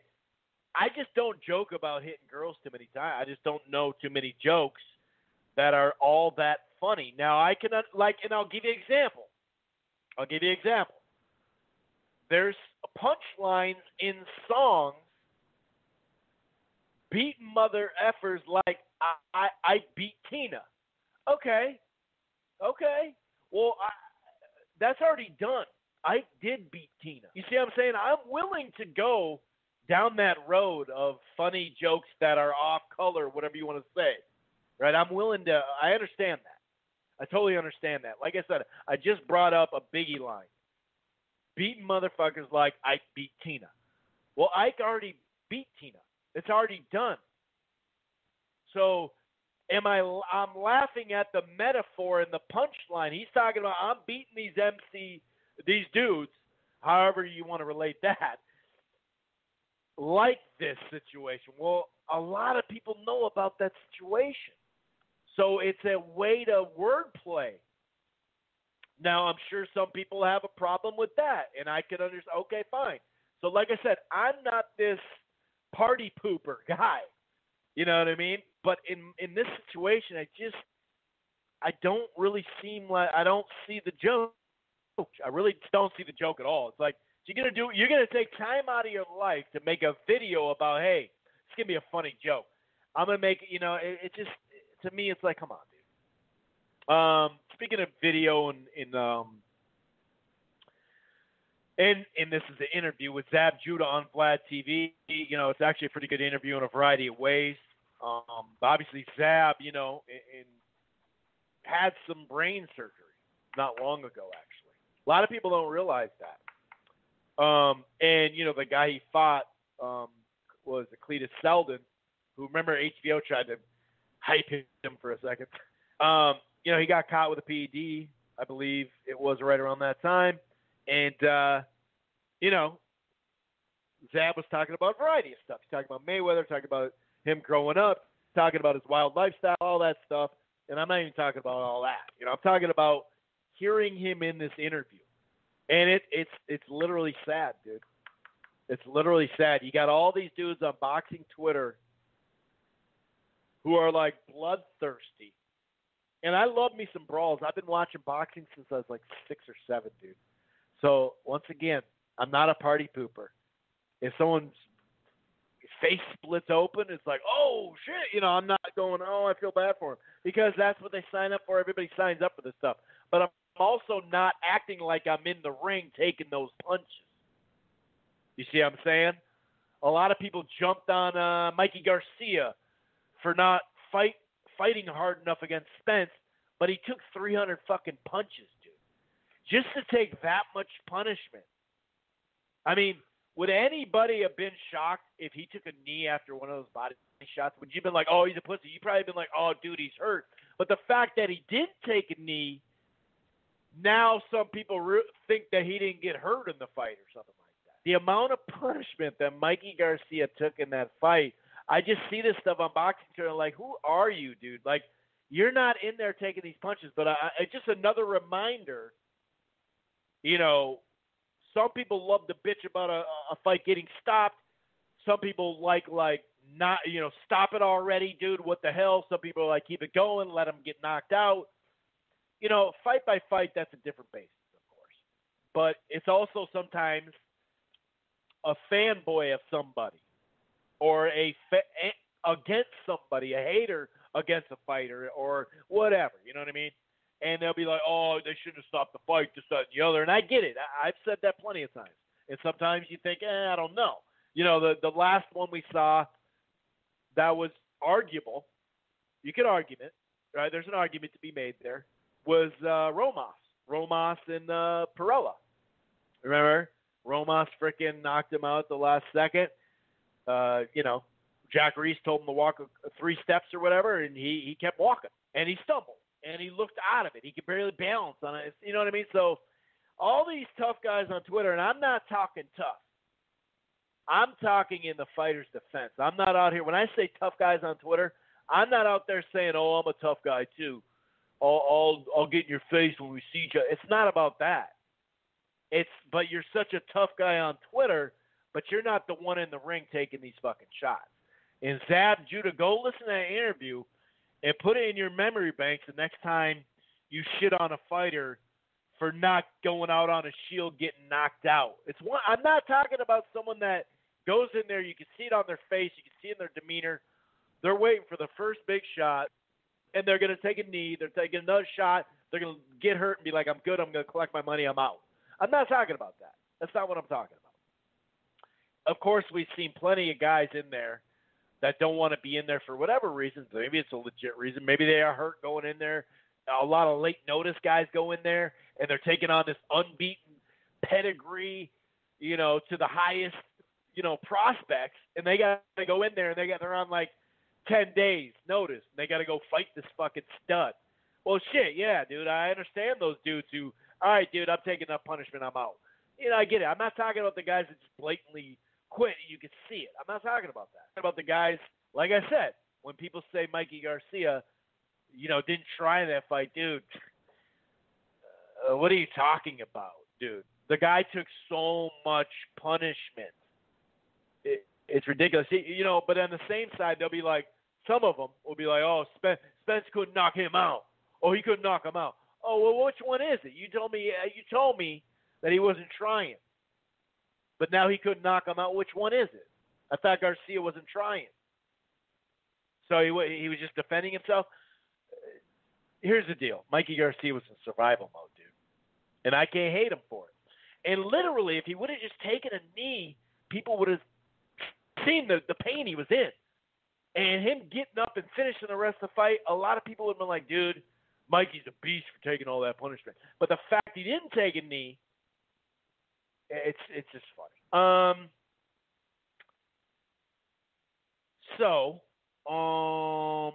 There was some news that Manny Pacquiao is in quarantine right now because he came in contact with someone that had the virus. He's okay. You know, he's definitely okay. He actually, I guess there was a copy of the letter that was leaked to reporters and was being circulated on social media where I saw it. And Manny now wants an investigation. This is according to BoxingScene.com. That, you know, they actually want an investigation of the leaking of this private letter. For your own family and household safety, please have yourself self-quarantine, stay home. No one, including any of your household, can come out. Blah, blah, blah, blah. So, yeah, I guess Manny's okay, but he did come in contact with somebody. So let's hope, that's okay. Let's hope he's going to be okay. I believe he will, but, we can only hope for the best. By the way, the number to the dial is 646-381-4990. That's 646-381-4990. There's 19 minutes left in the stream. So if you're on the browser right now, it's going to cut you off. You probably know that. Maybe you don't. Maybe you do. Maybe this is your first time listening. But 646-381-4990 is the number to call, just so you know. That'll keep you going through the archive, okay? Obviously, this whole thing, I call it the archive segment because there's an extra hour of live show I can do, and it just bunches it all together, and it makes one podcast that you can archive and watch the whole or listen to the whole thing. But if you're kind of into it and you're like, you know what, I'm not going to have time to do this, I want to listen to it now, then dial up the phone, and you don't have to talk. I'm not forcing anybody to talk. A lot of people just chill. Most people just chill. They're just hanging out, chilling, listening to the show, doing whatever they're doing. So, yeah, just so you guys know. Let's see. I'm going to have a little boxing Twitter segment of all the goofy stuff some of these fans say, dude.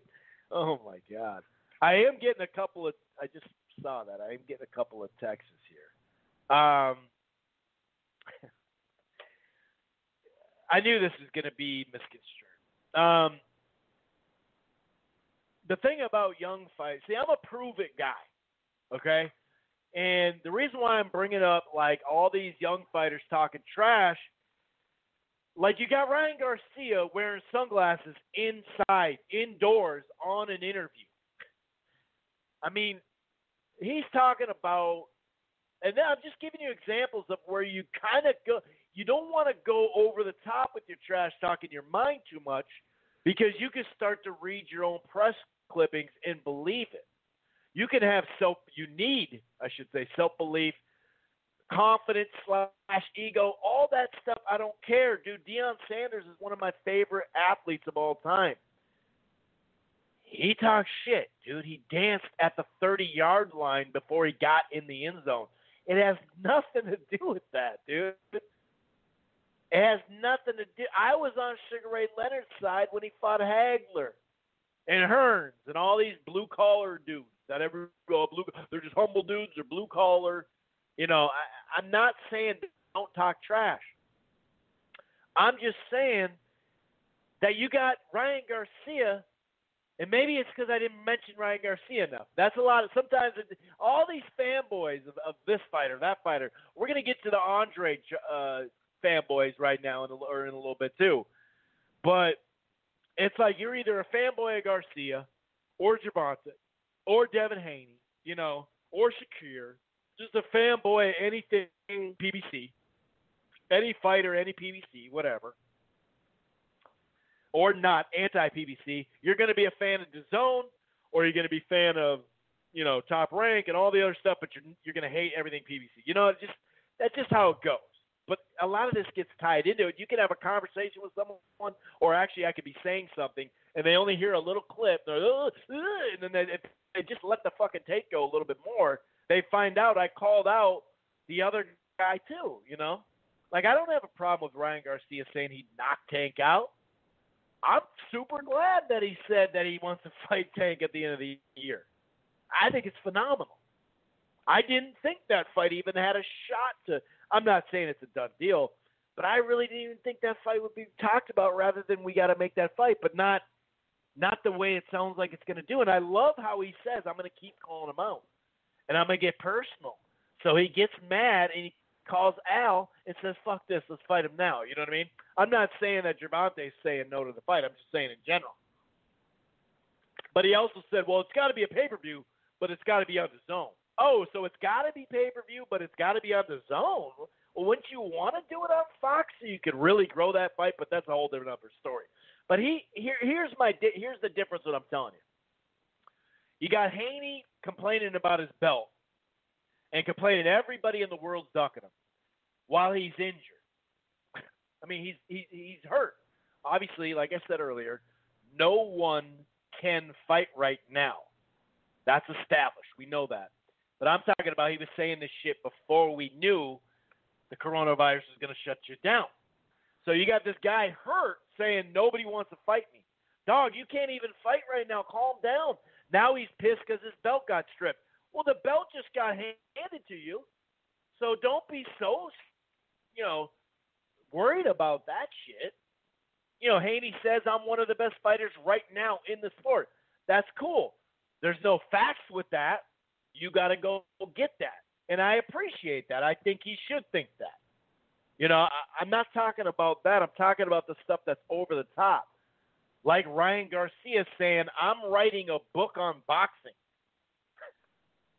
All in the Fight Hype interview, this dude went from, I was in the amateurs, and even in 2018, I was fighting off just instinct. He basically was saying, I was in the amateurs, I was Deontay Wilder in it. And that was funny how he said that. And he's entertaining, guys. He's fucking entertaining. I'm not ripping the kid. I'm just talking facts here. He has had 2 back-to-back knockouts that are spectacular. And beyond the people he knocked out, right? Fonseca and what's his tails, Duno. I think it's bad for them, obviously. That's not a good look that sucks for them, and maybe, hopefully, health-wise, they're okay. But I'm happy for him because those are spectacular. Like, everyone besides the family and the fighter getting knocked out, I think that shit was crazy. And his hype and his Canelo backing now and just everything, dude.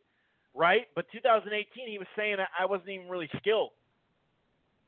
So he went from, I wasn't really doing anything technique-wise in the amateurs. I had power, I had speed, and I had a natural way to know how to land his punches. But now that he's with Eddie Reynoso, he just had to tweak up some things he said, which I'm not saying that's not true. I fucking loved the news when I heard he was going with Eddie, dude. It's phenomenal. And you can see it in the ring. You can see it, not just from the knockouts. His stance is tighter. Everything's tighter right now. Now, we're going to find out about his chin and when he sticks it up in the air still sometimes. But this dude is just more compact, even more accurate. He's just the technique. You can tell he's improved. He has. But he's talking about, I'm going to write a book now. I'm going to write a book on boxing. The dude who just said I got by on natural shit in the amateurs. And he admitted that in 2018 he wasn't training hard enough, and those 2 fights, those back-to-back fights, taught him a lesson. Not that he wasn't training at all, but he said I wasn't 100% focused, and I'll never get unfocused again, ever. So that tells me he admits that he wasn't 100% in those fights to where he could be. For instance, we talk about Gervonta Davis, right? He likes to party, right? Obviously, he gains weight in that party mode. And fuck it, I'm a eat mode, whatever mode, right? And I remember Ryan Garcia saying he doesn't really drink. Pretty sure. So it's a different – you can still lose focus in a variety of ways. It doesn't have to be at the club only. And he admitted it, which I respect that he admitted it. But now he says, I'm so good that I'm going to write a book. So it went from no skill to I'm writing a book. But then he's like, you know what? I don't want to let my secrets out. So I'm going to save my book till I'm retired. So you went from no skill to writing a book on how to box for everybody to, I got secrets I don't want to tell anybody. Well, your secrets that you just said were Eddie Reynoso's secrets. You said he sharpened you up. So that's my point. When you get to the point where you're like, dude, he's talking and looking way down the line to the point where it might get unhealthy, and that's my point. I said one of these dudes are going to let their press clippings hurt their focus, and I mean even in a fight. I'm not even talking about in training camp per se. I mean, could that be? Yeah, maybe. He already admit that he wasn't 100% training as hard as he could, and he didn't take those guys serious. So we know if it happened once, it could happen again. But my whole point was there's a whole lot of talk without a lot of achievement. And he keeps bringing up all these amateur fights. Oh, and then Gervonta came out of nowhere. He came out of nowhere, man. He's just this, that, and the other. But these are 3-round fights, dude. So you can live off your amateurs for a long time. How did Terrence Crawford go to the Olympics? Okay. I mean, there's a lot of fighters that didn't go to the Olympics, dude. And they're way better. I mean, the UK, it took a long time for the UK, for a gold medalist, to get a championship belt. James DeGale, right? I think he was the first one to do it. I mean, it does – a gold medal, even medaling at the Olympics does not mean you're a great pro. So talk your shit, but I'm also going to be like, all right, cool, hold on. And the whole thing with Shakur Stevenson, that belt, when I brought up that belt, and I'm sure that hurt some feelings too. My point is, let's say he goes and fights in 2 more divisions. Well, he's a 3-weight champ. Okay, but is that featherweight champ a real champ? Is that like, oh, dog, he did his damage at 126? And I'm not saying that he wouldn't do damage at 126. I'm not saying he can't beat Warrington. I'm not saying that. But are you going to look back at it? You know, everybody wants to look back at Broner. Oh, these 4 divisions, none of them mean anything. Okay, cool. That's fine. I'm not doubting that. I mean, he's undefeated 140 and down, but at welterweight, he's definitely not the same guy, obviously. But my point is, well, one, look at his resume at welterweight and come back and tell me, win, lose, or draw, he's fought a lot of dudes. But not only that, but dude, it can't be for one guy that doesn't count. Oh, but that does. You know, I noticed with the Crawford when they build up Gamboa now. Oh, Gamboa, he was a unified champ. Dog, it was Jorge Solis, and one was a vacant belt. It's just like Anthony Joshua and Klitschko. Oh, that was for a bunch of belts. No, it wasn't really at the end of the day. You can rip the WBA, but you can't rip the WBA or any of them, right? I just brought up the WBA because they have the multiples, so many more multiples, obviously. But then let another thing slide. If it's a vacant belt, that's not a unification fight, dude. But you can also have unification fights, and at the end of the day, resume-wise, they're not going to mean shit. Like Terrence Crawford in Ndongo. Man, that is phenomenal. Right? And I do think if he was still down there, he'd beat everybody hands down. I don't think there's really that many tight fights down there for him, I'll be honest. But is Ndongo going to be really – is that really that good? Because I remember people were kicking Sergey Lipinets out the door. No, screw Sergey Lipinets. We have to have this belt right now. Who cares if he's next in line for the IBF? We got to have all these belts together, and we got to make this great achievement. Even though Ndongo, come on, dude. Like I'm not ripping Crawford for that. I'm just giving you examples of how I do once in a while. You know, like I can't put Crawford in the Hall of Fame just yet because of a 3-weight, because he beat Victor Postol and Gamboa. That gets you in the Hall of Fame. I can't. That's not how my Hall of Fame works. And I understand Gotti's in the Hall of Fame, but if you're going to complain about Gotti, then you can't. You know, that's the whole fanboy thing. You can't skew your mind into like, well, he's in there, so he's in there. Yeah, I get that. But you're mad that Gotti's in there or some other fighters that aren't deserving of more fighters, which there is those. Is it a crazy amount of them? No. But there's some fighters that should be in the Hall of Fame right now that are better than the ones that are in there. We know that. But if that's a fact, and if that's your viewpoint, you can't then skew it. Now, you could say, well, if Gotti's in, Crawford's in. Or if Gotti's in, somebody's in. If Gotti's in, Broner's in. Okay, cool. But don't come back and tell me all this stuff. I'm just saying, I won't look at Shakur Stevenson like, oh, he dominated 126. Because he didn't do it. That doesn't mean I don't think he can. You know, and he said he's moving up to 130. And, you know, his side over there does the Burchelt, Oscar Valdez. He can fight both those guys. Like, he does have some fights up there. So, and I love Shakur Stevenson. I'm all about him. I'm all about it. Just saying, everybody calm the fuck down. You guys aren't Floyd Mayweather. I'm not saying those guys are saying that for sure, but to me, I love me some shit talking, but I do draw a line sometimes where you're like, dude, you haven't accomplished anything yet, though. Some people get mad.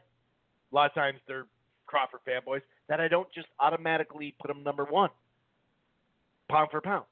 And it's like, well, I'm sorry, dude, but so I have to put Crawford on the pound for pound number one because he beat Postol and Gamboa. I have to do that. Come on, dude. Like, it's just my opinion. That's all. That's the same reason why. I mean, people were saying the same shit about Golovkin. I couldn't put him number one. Why? Because he hadn't fought a top-level guy. And all these dudes were equaling him with Hagler and B-Hop and all this shit, right? Because, like I said, and his title run was full of interim WBA bullshit. And that's just facts, dude. That's just facts. Don't get butthurt. That's facts. So you don't count this WBA, but you count that WBA. Well, which one is it? You're a fanboy. That's what I'm getting to. And you build them up so much. The media did this majorly. You build up Golovkin so much, and the second he's got a tight fight with Jacobs, oh, he's past his prime. He's past his prime. He's done. Oh, he's done? But then he goes on to, you think, beat Canelo in the first fight. So he's done? Or no, he's not done. Okay, so he's only done when he starts backing up against Canelo. So Golovkin and his side, his team, were asking for that Mexican inside war fight. Fight like a Mexican, all that shit, right? Even though fighting like a Mexican, that's some ignorant shit, dude. Because Juan Manuel Marquez doesn't fight like a prototypical. Hey, come on, dude. We all know a Mexican fighter, what he brings in a ring with him in his fighting spirit. That's what we should be appreciating. We shouldn't be stereotyping Mexican fighters into one way, but that's a different story. Okay, different show. But then Golovkin had to back up, which I don't have a problem with, but this is how you guys talk. Canelo brought the fight to him, quote-unquote, Mexican style, right? He brought it to him and backed up Golovkin. Next thing you know, Golovkin's back game was nice, dude. He won the game backing up. Now, he got backed up, dude, and he lost the fight. Competitive fight, super competitive fight. The way Golovkin closed those last couple rounds tells, so how are you past your prime, but you look great down the stretch of a fight against one of the best, if not the best. I think he's pound for pound number one. But come on, dude. Like, which one is it? Like, the dude showed he had a ton left in that fight anyway. Now, maybe maybe he wasn't sick against Derevyanchenko, and maybe that last fight did finally, in the camps, added up. I understand a lot of people say, well, it's the camps. I hear you, dude, but you don't just fall off the cliff from a camp. You don't just – the camps add up over time.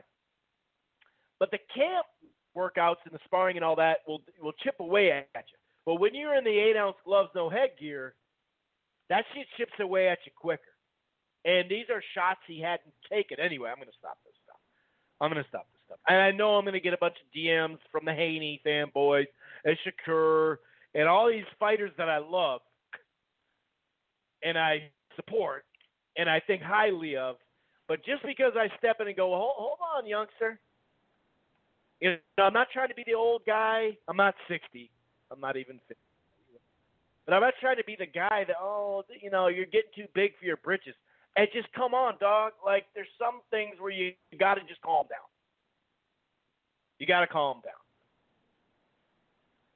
That's all I was saying about all that stuff.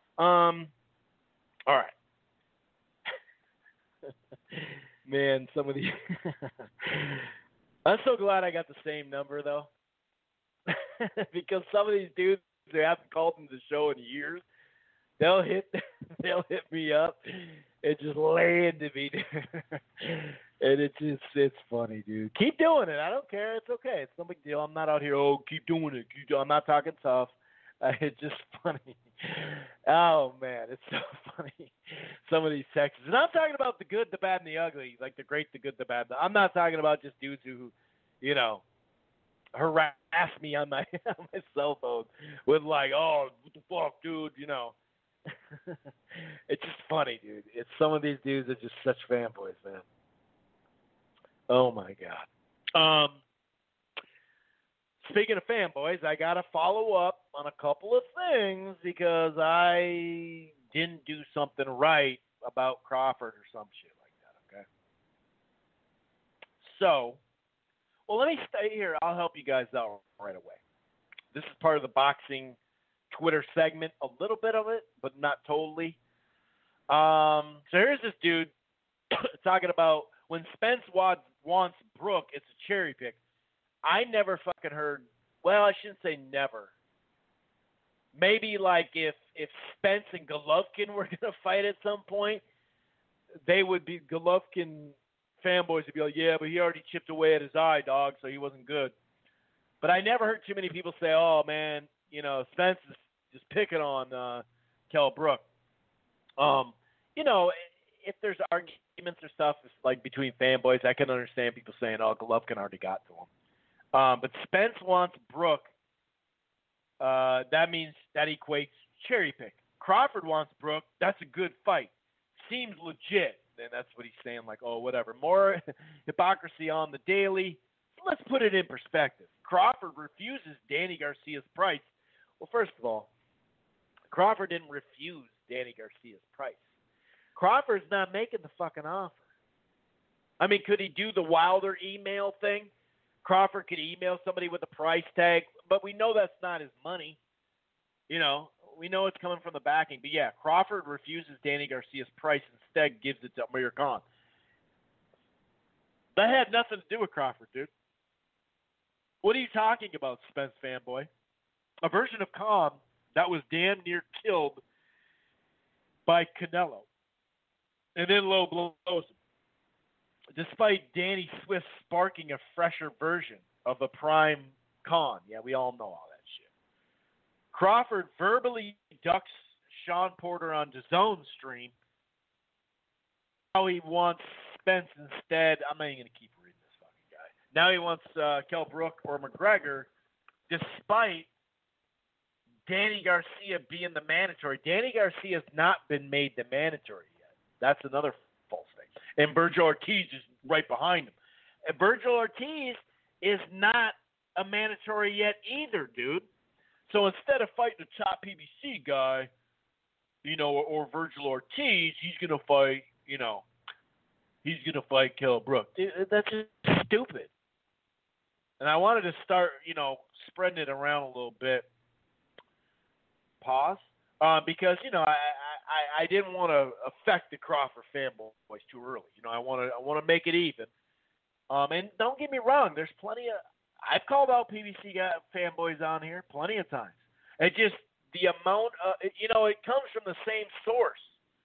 Usually, there's a couple of dudes on Twitter that are just dedicated to any. Sometimes I'll just search something. Whether it's Charlo or Al Heyman or PBC on Twitter, just to see it and see, like the thread. And like, it's almost certain that a PBC fanboy is going to come in there and save the day. It's pretty funny. But Crawford, he's, this whole Crawford thing. Crawford, Spence, Crawford, it gets ugly at times. It is what it is, right? But that's part of it. That's just fun. That's just, that's part of this fucking game. It is what it is. It's a brutal sport, dude. Like there's certain, I'm using his quotes. Like Spence doesn't do a ton of interviews right now ever since his accident. And I remember that time, after a fight, it wasn't his fight, but he was all buzzed up at a Showtime event, and that's when he started going on saying, I'm the A side, you're the B side, Crawford. You got to come over to Showtime. And I made a comment how I think that's funny that Spence a laid-back dude, calm dude, all this stuff. But when he gets drunk, like a lot of people, he starts popping off at the mouth. You know what I mean? And I covered both sides of that, the meeting up that they had at that event when Bob Arum was there and all that, right? But there's just it's funny how certain facts they'll just ignore, but we'll definitely highlight this tweet, but we'll ignore other stuff. Both of them are quotes from the fighters. You know what I mean? And I guess people are still a little butthurt when I played Crawford. I played Derek James' side a little bit, but Crawford also said basically the same thing. And these are just quotes. He says sometimes there isn't enough money to break down for everybody. It takes a lot of money to put on a show. There's a lot of money that goes into making fights, and a lot of people don't understand that. It's not about two people saying we want to fight, or it's not just about that. When the PBC has a lot of fighters, they can pick and choose from Spence to keep it in-house. Top Rank did the same thing, and that's actually part of the audio I showed. He said it's not bad for boxing. It's smart. You don't see Crawford Spence, but you see, Danny and Thurman and blah, blah, blah. One fight does not take away from all the great fights happening in the last year. Of course, I want to fight all the guys, but it's a business. If you are one of the best welterweights in the world, you're not going to take any less than what you deserve just to get in the ring to fight somebody you feel is better. I repeat, if you are one of the best welterweights in the world, his words, you're not going to take any less than what you deserve just to get in the ring to fight somebody that you think you're better than, that you feel you're better than. These are his words. I'm not calling Crawford out. I'm just reciting what he said. And he's also said in the past, I just called Spence out for talking shit. He's right. He is the A side, though. But it is funny how he started talking shit once he gets drunk, right? But he's, I've called out Crawford saying he don't need these people. He said, I don't need these guys. I don't need these guys. Well, yeah, you do. You're not the A side, dude. And if you want the fight, it's not going to be a 50-50 right now. It's just not. It's just not. Sorry, it's not. They're not going to split between ESPN and Fox. For a fight that had more height, that was a rematch fight, that you could see what it did at the pay-per-view and at the live gate, which was astonishing. And they just barely broke even. And because of the gate being a little bit more, a lot of people have said, the break, once again, it's the reporting one thing but ignoring the other. They reported Bob Arum saying about 1.1, 1.2, we needed to break even. But then they don't report fight week close to the fight, I think it was on Thursday or something, Thursday, that they had made like 3 or 4 more million at the live gate than they thought, and then the closed circuit as far as people going to Vegas paying, $100 to watch it in like a ballroom or whatever on a big screen. They have, a bar there and all that. It's pretty fun. I've done it. And it's kind of like, in a sense, going to a movie theater, right? Same difference in a sense. Cheaper, that's for sure, than $100. But you're in Vegas, you got to go the weigh-in, yada, yada, yada. But my whole point is, it's like, now the guarantees aren't going to be as much either for Crawford and Spence as much as Tyson Fury and Wilder. We know that too. But my whole point is, like, if you want the fight right now, Crawford, you're going to have to take less money. Speaking of Crawford, Bob Arum told Ring Magazine, he stated that he thinks Kell Brook will emerge as the most likely candidate next fight when boxing resumes. And, I like the fight. I'm not a huge fan 100% only because when is the last time he's made 147? That is the only troubling part about that, but I like the fight. It makes a ton of sense. It makes a ton of sense. So, here's Devin Haney, too, just in case some of those Ryan Garcia fans got mad at me. Tell Ryan Garcia to stop ducking. Or I'm saying just in case Haney fans got mad, I'm gonna, because I was talking about Ryan Garcia. No, I was talking negative or whatever. Not negative, but just being factual about Ryan Garcia at times. Telling Ryan Garcia, stop ducking. DAZN will pay us now. Let's make it happen now, or tell my Mexican fans you are scared. So see, that's fun too, though. I'm not ripping everything they talk shit about. I think it is fun when they go back and forth and shit, but there are lines where you're like, all right, dude, calm down a little bit, and that's really all I'm saying. But there was some back and forth, and Bomac, did get out there, and he did get out there. He did get out there and say that there's no way. By the way, speaking of Spence, I mentioned this last week, and a couple of people were like, what are you talking about? And that's why I thought Danny Garcia is now for sure going to be it. Well, here's the WBC. Danny Garcia is the WBC mandatory challenger for Errol Spence when he returns. WBC President Mauricio Solomon has reaffirmed it. We affirmed it last week. He's reaffirmed it. Spence's IBF Mando will be Lipinets and who the hell? It's for the interim belt, because he was hurt or whatever. Abdulkarahov? I can't remember that guy's name. But he's fighting Danny Garcia next. It's a mandatory. Meanwhile, I'm going to talk a little bit more about this, but doing a little boxing Twitter segment here too, but also just news, you know what I mean? Ryan O'Hara of O'Hara Sports, he said, was just informed by sources that Pacquiao and Garcia is on for Saudi Arabia when the coronavirus is over. Sean Gibbons, Team Pacquiao, said, interesting. You should say they should call me. They should probably call me, basically. So he's saying, well, you should call me first if you're going to call those sources. You know what I mean? That's what he's saying.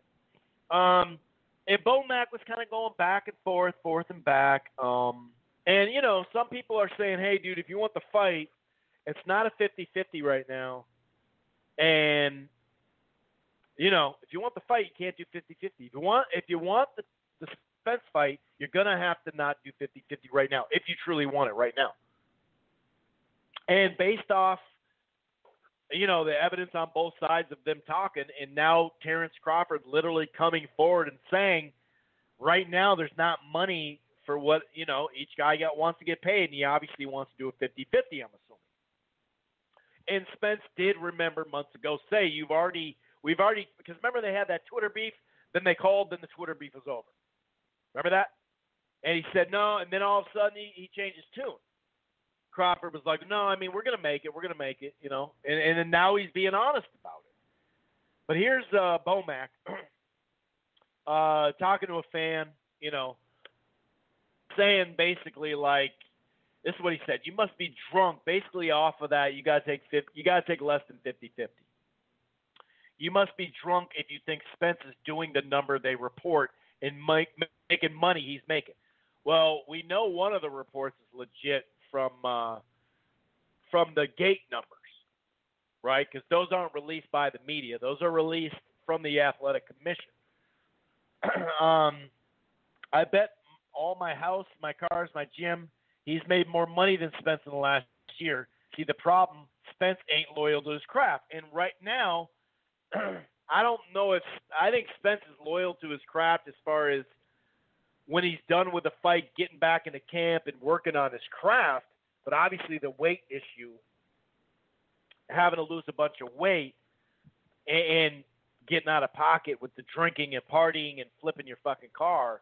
Yeah, obviously I agree with him there. He does report to the gym and work on his craft, but that's part of your whole craft. So I agree with him there, no doubt about that. And then, Bomac goes on to say we don't need Spence to be in the Hall of Fame. And that's cool. I mean, legacy is legacy, but, that's cool. I understand. I totally get it. I totally get it.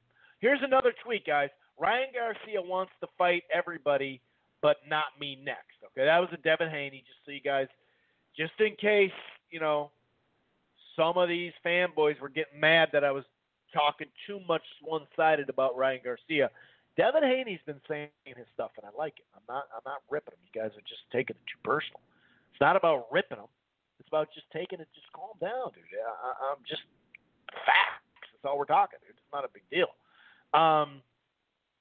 But the whole thing is what somebody's paid, what they're worth, and all that stuff. That is different. That is different. Like Tyson Fury and Deontay Wilder were not like they were probably worth $20 million on paper based off the pay-per-view sales, but not long ago they probably would have been more like 10 or 12 or 15 million guaranteed, and then be able to get some money on the back end or something like that. I don't know the exact number they'd make, obviously, but whether it was 20, whether it was 22, whether it was 25, 28, we kept hearing the number go up closer to fight, what they're both making. We don't know what they're guaranteed. That's one thing we don't know for a fact. But, the reason why Wilder was worth whatever it was, 20 to 28, whatever the fuck it was, is because DAZN was willing to pay him that. And also the fact that DAZN's willing to pay that, they know, and I mean they, meaning Top Rank, they knew that DAZN would be willing to pay Tyson Fury that too, or a lot of money, whatever it would be. So they knew that they're going to have to guarantee. They took a risk thinking that, they'd have the winner of the fight, which they were right here, and then they could keep, they could catapult him off of that and make him even bigger and all that, right? So, worth is worth. I bring this up because think about it, dude. Like, just because you're making more. Okay, so when the Amir Khan Crawford fight lost money. So what was his guarantee? 5.5. That's what we think. $5.5 million. I think it was 5.5 million, somewhere in there. I don't know the exact number, and neither do you. But the event lost money, dude. And the reason why that was a pay-per-view is because they had to pay his opponent over $5 million. So you had $10 million that you had to make up right away. So when we talk about worth, right? We talk about worth. Well, they made money on the Mike Garcia-Spence fight. They made money on the Spence-Porter. So, and look at the gates of those fights, dude. My point is, and I think it was like a 1.6 or 1.4 million gate with him and Khan. They didn't sell a ton of tickets, but they're really spendy. So they did make his best gate to date, that's for sure. But overall, my point being here is, and I'm trying to give you examples of what I'm talking about, is because even if Bomac is correct where he said, well, my guy makes a $5 million guarantee, well, there's a reason why they want the Spence fight. Because they keep losing money on every Crawford fight. When he's on normal ESPN or ESPN Plus, that's not making $5 million, dude. It's not. They're losing money. I mean, he's admitted it. Now, don't get me wrong. He does really well. He doesn't do that bad, actually. Him and Postol did a good gate. He does all right. He does pretty good there. Crawford, I'm speaking. But also at home, those home gates are packed, but it's in Nebraska, dude. So you're not going to create a $1.5 or $2 million gate. My point is, when he says, well, we made more money, making money and adding revenue, producing revenue and adding that's what counts. That's what counts when it comes to split pay-per-views and all that type of stuff. That's actually what counts. It doesn't matter what somebody paid you. It actually doesn't. It matters if someone's about to pay you something, you match it. I'm not saying that. That's why I gave the example of Wilder and DAZN and all that. But my point is, dude, you're just out of your mind. Like, even if he did make more, let's say in theory, those fights lost money. So they overpaid him. That's all they did. And shit, that's going on left and right in boxing. So I'm not ripping Crawford or them for overpaying. But when he says, well, I made more money, yeah, but has it been made and then you got money on the back end too off your pay-per-view? Or is that that's what they got to pay you because that's what your contract says? So this whole thing, we made more money. Okay, but that doesn't mean you're an A-side, dude. That just means you're in a predicament where you can't go 50-50 because you may take less money than what you think. And here's what I was going to say about Crawford here. Some dude asked him, do you think, and this was this was actually, I didn't realize that. This was June 31st. Or, I'm sorry, wait, I can't read the, is that it's July. Is that it? It kind of looks like an 8 now. Damn it. I screenshotted it. All messed up.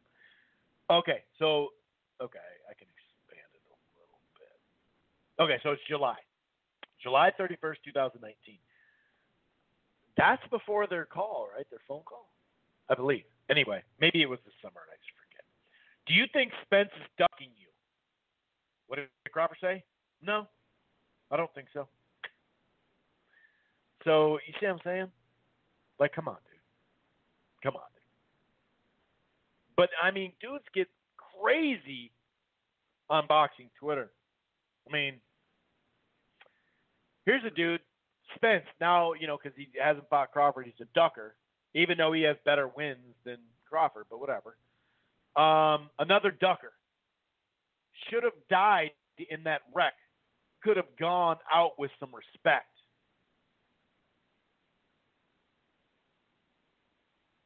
I mean, for real, dude? For real? So you want fighters to die? And dying in a car wreck is more respectful than the Crawford fight? The fighter says he's not ducking, but he's still ducking in your mind. All right, dude. Gotcha. Now, don't be alarmed, Andre fans. Calm down. I'm going to get to you. I promise, okay? I promise. He's been at it again. Andre saying nobody wants to fight him. Everybody's ducking him. The whole world is ducking him. And I'm not going to keep going over the same exact things about my thoughts and go into detail of it. About the Andre Charlo. I'm not going to do that. I'm not going to go into crazy detail. If you've heard the show, maybe you're just tuning in now for the first time or haven't heard it in a while, whatever, you didn't hear me talk about this subject. We talked about, it was like 3 or 4 straight shows, or maybe 4 out of 6, where new information just kept coming up. So we talked about it. I don't like to just clickbait. I don't like to just talk about shit for no fucking reason. When it needs to be talked about, I'll talk about it. You know what I mean? I don't like to sit there and only do that on the show. I wish I could talk about the fights. That's why I lead with recap. That's why I have a prediction segment. It's not just drama, and that's it. Okay? But for a guy that nobody wants to fight, it's just funny, dude, because it's like, I understand Eddie Hearn, saying, they all think you're going to lose. They think you're going to lose. That's why. They think you're going to lose. The whole team, the whole side, everybody, the whole thing, the whole side, the whole PBC, the whole Charlo, whole Fox, whole, Showtime, they all think you're going to lose. That's why they don't want the fight. Which is bullshit, but I understand. I do get it. Here's a quick tweet just so you guys, this is part of my Twitter boxing segment in this realm. They're talking about Duran against Broner, which just makes me laugh. But this dude who's got Broner's back, I picked Broner because Duran struggled. Because Duran struggled with black fighters. Broner's a 4-division champ, 2. And besides, Duran has almost 20 losses. Y'all should quit acting like he was just great. And, at the end of the day, he beat a lot of bumps.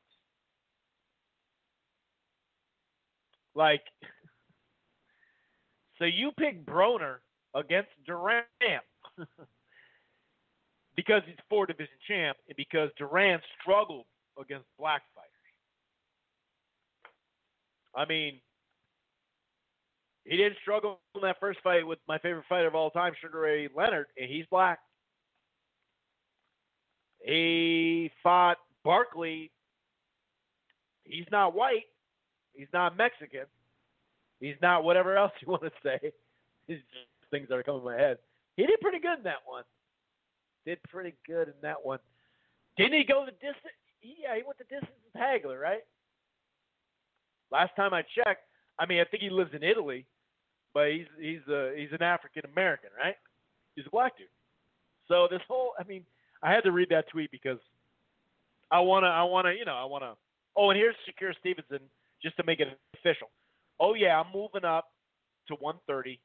How about me and Oscar Valdez for a title eliminator? That'll be a big fight.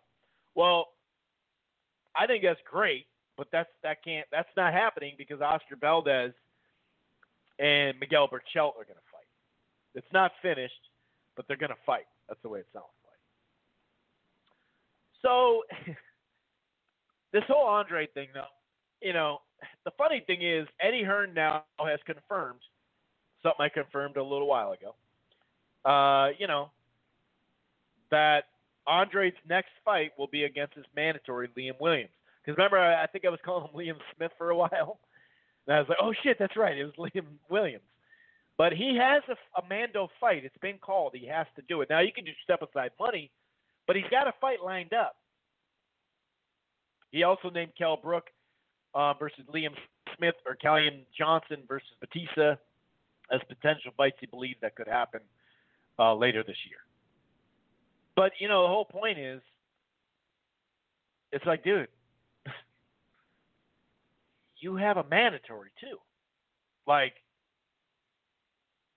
I don't know. Anyway, so Andre, you know, I'm glad that he's more, you know, he's speaking more. But here's Chris Mannix, the promoter, basically. He is the promoter. Sorry, Eddie, but he's the promoter for Demetrius Andrade. Somehow, some way, he's a DAZN fighter. Somehow, some way, he only cares about, you know, he called Billy Joe Saunders against Andrade a boring fight. He doesn't want to see it, even though they're on the same fucking platform. Yo Boo Boo Andrade and Future of Boxing. That's Charlo. Andre Charlo. Plenty of time to kill. Let's FaceTime. Let's get a deal done. And Andre came up. Ain't gonna happen because the Future of Boxing, you know, that's his Twitter account. Because Jamal Charlo and Ronnie Shields know they can't beat me. Report that. And you know, this is fun talking shit, but see, people only want to, you know, take one side of it. They don't want to look at the whole picture. They don't want to look at facts, is what I'm saying. So it's just funny how this stuff keeps going, happening over and over. Here's another dude that's jumping on Charlo. Just confirmed, because Charlo calls Boo Boo Andrade a stupid-ass queer for asking him to go live, to fight live via IG Live. Okay, yeah, great. So, and there's more to it, you know, and I'm going to play the tape of Charlo explaining what he did and how he passed it along and how people took his words and tweaked it. And just a second. But this is what he said. So this is just confirmed, someone on Twitter. Because, you know, the whole I'm my own boss, I'm my own promoter. But, you know, your managers actually do the deal. It's not just the promoter. So this guy, this confirms what anyone with a fucking brain should know. PBC fighters are not free agents. Everything has to go through promoter Al Heyman. It's like, dude, and I actually responded to this guy, I believe. That's boxing 101. And obviously this dude's not aware, but everything goes to your manager, dude. Well, you think the promoter calls all the shots and that's it? So here, take this and sign this contract. Okay, cool, I'm gone. All right, I got a fight contract, blah, blah, blah. You talk to your advisor or promoter or whatever the fuck you want to talk, but your manager or advisor. One of the two, right? And I think by law he is a manager, Al Heyman, actually. I think that was proven in court. So if people are like, see, everything does run through Al Heyman, dude. See, he is his promoter because he can't just take a deal and sign it right there with Eddie and just, he's his own boss. He's his own promoter. So why can't he just say, yeah, I'll take the fight. Let's sign the deal.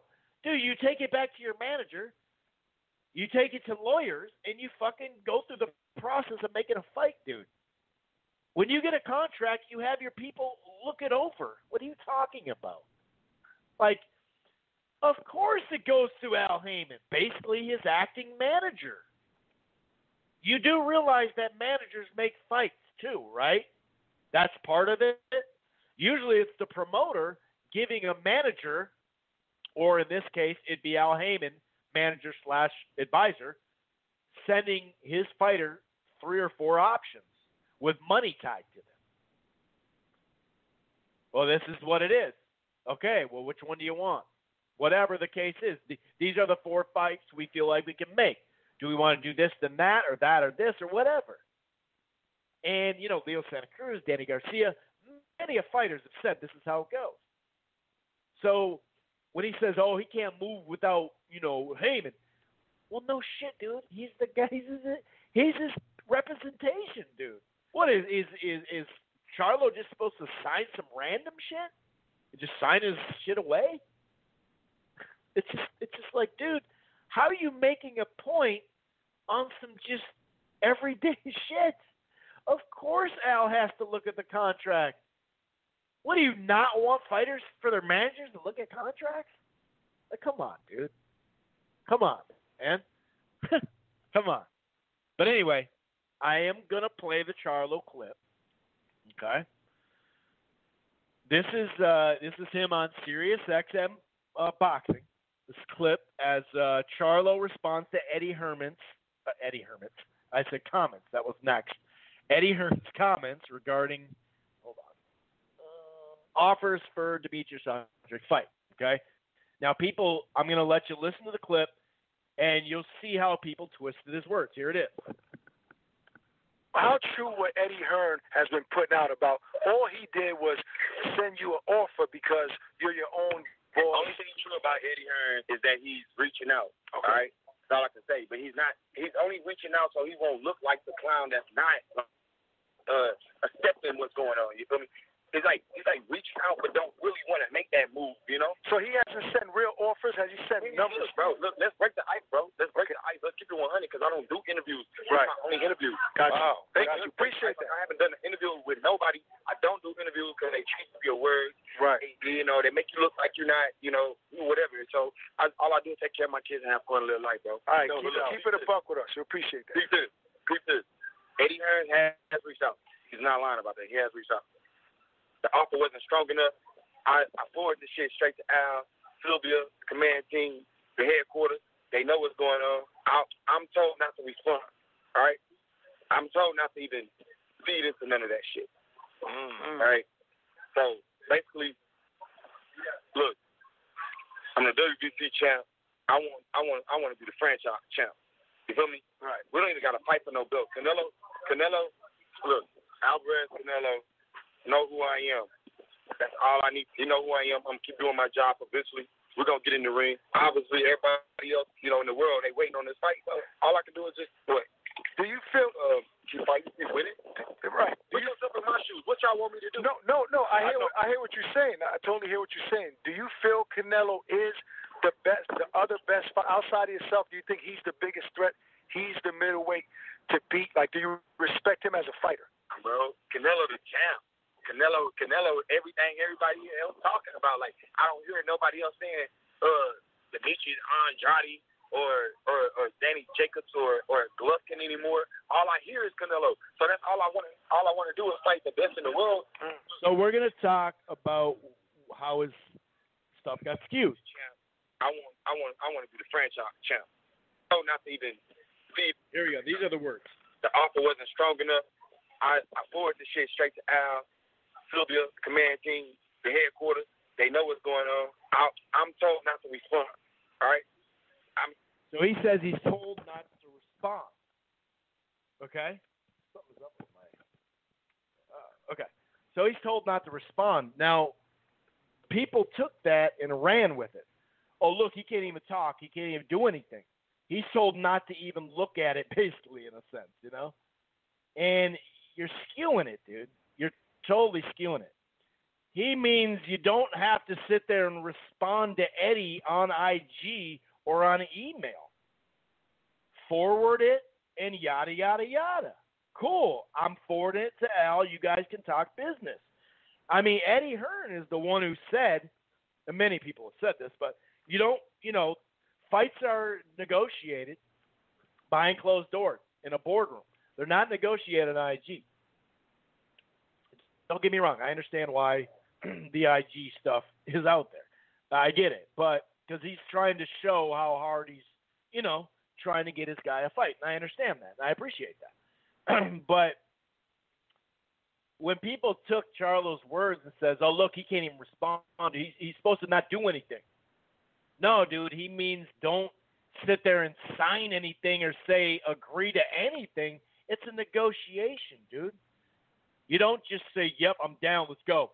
And people use the example of, Andy Ruiz. Well, the fight didn't get negotiated in the direct messages. That was him reaching out saying, I'm ready to fight. And then they negotiated it, and it happened, right? It did happen. So that's my point. It's like, guys, you love to just take words and tweak them. Of course he's going to send it to Al. That's who's going to fucking look at his business, dude. So it's funny, dude. Here's another guy talking about how, Crawford Spence got to happen, this, that, and the other. But he said he just listen to this. So boxing needs Crawford Thurman in 2020 when we know that's probably not possible because Thurman said he's hurt and he's not going to come back but one fight a year. So he's not going to come back after a year something off and fight Crawford. We know that, right? So boxing needs Crawford Thurman in 2020. The Porter fight is okay, but I don't want to see friends that decided they want to fight be nice to each other in the promotion. He didn't even say in the ring. He said I don't want to see him. I don't want to see Porter. I don't want to see Porter, the fight that can be made, the fight that have the okay to start negotiate, that have the green light to negotiate with Bob Arum. Al already gave him the green light. So you'd rather see a fight that can happen, Crawford-Thurman, because of Thurman's situation as far as health. And that's something he's made clear to us. But you don't want this. The Porter is okay. It's okay. It's all right. Even though the Spence and Porter was a pretty fucking good fight, wouldn't it? And wouldn't it be great to have that measuring stick and to be able to outdo what Spence just did? But whatever. It's okay, but I don't want to see friends that decided they want to fight, be nice to each other in the promo. Didn't even mention the fucking ring. Well, I just don't. It's because of I want to see a good promotional tour, dude. And I'd say that's how I make fights, I sit there and talk about the promotional tour. If the fight's legit in the ring, that's cool, but I'd rather see something that's going to be better for promo. Keith will put TC over. I know most hate to see it, but King Keith still sells and is always in good fights. At this point, I understand what he's saying, and he is coming off a big boost. But, the fight can't happen. So you want to see a fight, but it can't fucking happen right now. So I just don't get it. I do get it. But, it's just why nobody cares about the Porter fight. And don't get me wrong, Porter has said, hey, we got to have a conversation. Hey, why don't you come over and play with the PBC, blah, blah, blah. There's a bunch of stuff that both fighters have said. But at the end of the day, for the people that count, they've made it known that they're good to go. We can do this. So it's no problem. They can make the fight. So, it's just the ongoing stupid shit. But that is what Charlo said about the Andre offer on that show. I didn't edit it. I didn't tweak it. I didn't just take out. I just added a little, just sat there with the little out of context line. Basically, he's told not to say anything. He's a slave. Basically, is what they're saying to Al. And it's like, dude, that's not what he said. That's just stupid to fucking say that. But that's part of it. That's part of it. So anyway, as we know, though, my point is, and I think I made this point like a month ago, if the Charlo side, including the networks, including everybody on that side, didn't want Charlo to fight Andre, why in the world would Showtime offer Andre career money? Career money he has not made yet. Now, I do think this extension is going to go up. I think it will go up. He made 1.5 against Zulecki. I think his minimum will be pretty big. It's guaranteed. But I mean, I realize, we're back in that situation where if you come fight over here, I can make more money. Okay, cool. I get that. And I did say Charlo should take that ballpark $7 million number, the way Eddie Herrick described it, and he should go fight him and try to win and take that money. I did see that. Now, maybe Charlo needs 2 fights to make that money. I don't know. I'm not sure. I'm not 100% positive. I wouldn't be shocked, but I'm not sure. But the thing is, in his next fights, Andre wasn't making the money that he'd make fighting Charlo for 7, whatever he said. So in his next fight, he's still not making that money either. But it was $2 million offer, I believe. And because that makes sense with the Tevin Farmer thing, too. We went over this. So, and he even, the funniest thing was, I played the tape, he fucking, he said it right to Mannix, his promoter, his second promoter. And he said, so they did offer you something. So why in the world would a Showtime through Al Heyman, because they're in cahoots, contract-wise, not in cahoots on shady, they have a contract. Why would they offer career-high money to Andre if they didn't think Charlo had a shot in the, ever? And he even said this, Andre, that it could have been a 1-fight deal or a multiple-fight deal. If everybody's afraid of you, then why are they offering you fights? But I always go back to, I always thought that Andre would get, before he fought Charlo, and if Charlo, before he fought Andre, would try to either get Golovkin or Canelo, and their actions have been that. Now, if he fought Eubank, I don't know if people can get 2 fights in this year. You know what I mean? I'm not sure about that. But I remember saying if he fought Derevyanchenko and Eubank Jr., that still would be a good year. Would it be great? No, but it wouldn't make him a superstar to fight Andre either. That said, I think he should go over there and take that one-time payment. But, that's neither here or there. But you also have to say, Andre fanboys, that a career high is career high no matter what the amount is. So you could still go over there, not still now, but you know what I mean? If you wanted this fight so bad, why didn't you take the Showtime 1-fight offer? I mean, so you can't sit there and say that everyone think you're going to lose.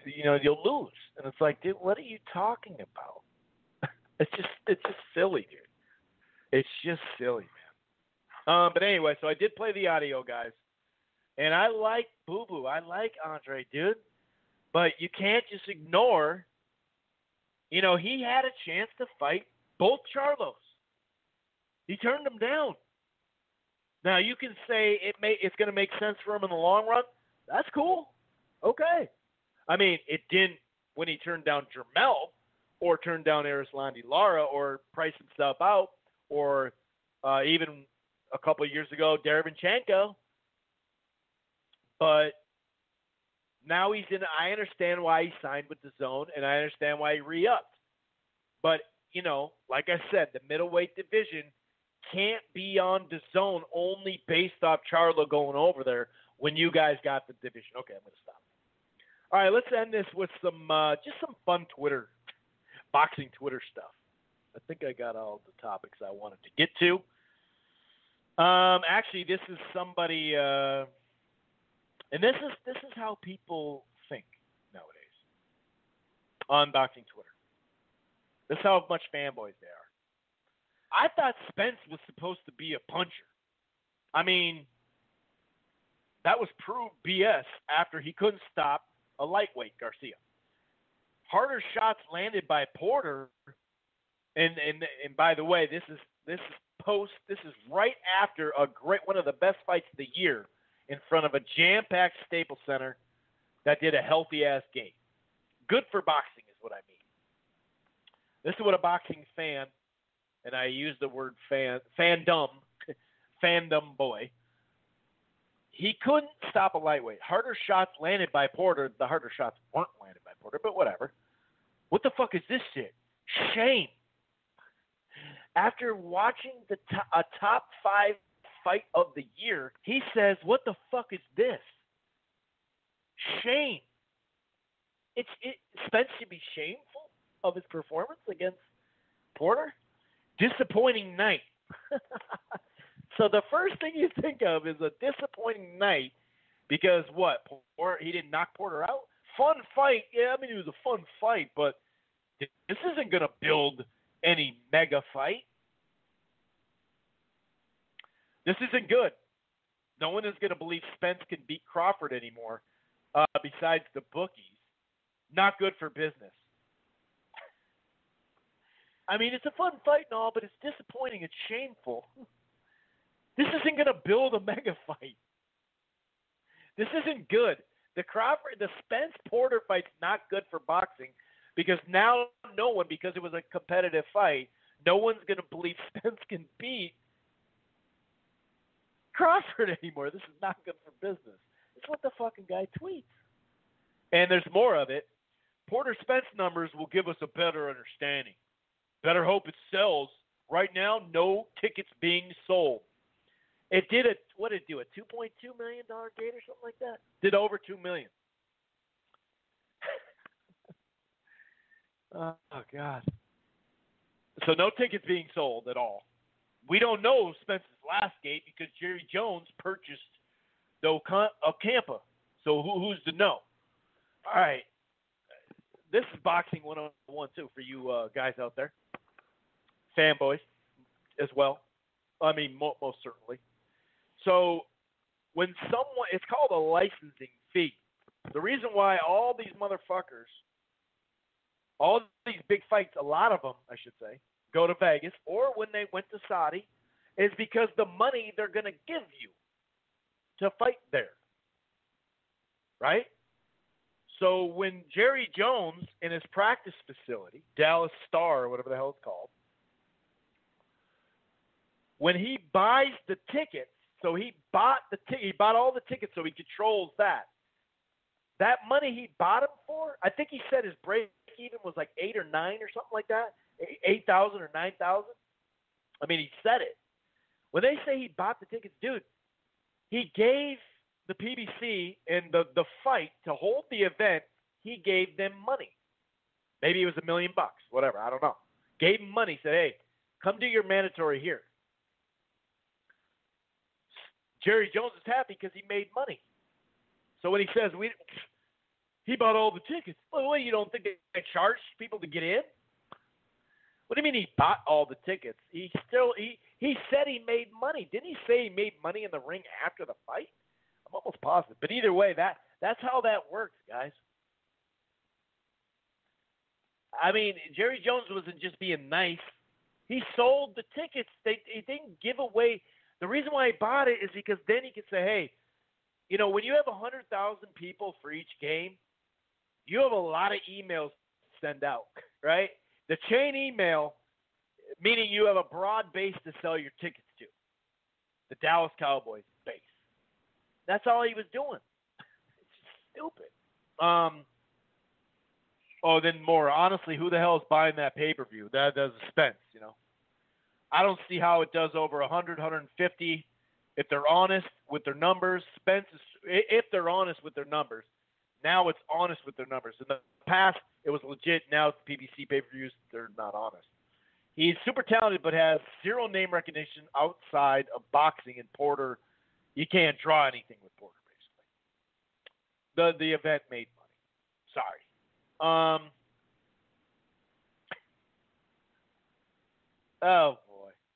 Oh boy. So and here's another one. Comes with a business podcast.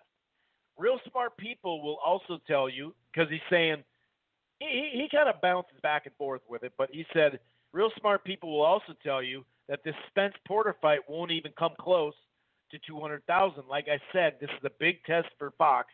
Can they manufacture buys with promotion on their platform? It's a complicated equation. Really smart people were saying under 200,000. But he also said, the over under 250. I forgot what he said. But it's just funny. There's more on this stuff. That's because this is what they're saying. Mikey Garcia and Danny Garcia are going to be pay-per-view, right? At the time, whatever. He said, well, that's because Spence and Porter would flop on pay-per-view. It made money. Again, Mikey Garcia moved the needle for pay-per-views. I can't see Danny Garcia in the winter event, Spence Porter headlining a successful pay-per-view should they win. Mexico against Puerto Rico, always sells. So he's saying Danny Garcia and Mikey Garcia would do bigger than Spence and Danny Garcia.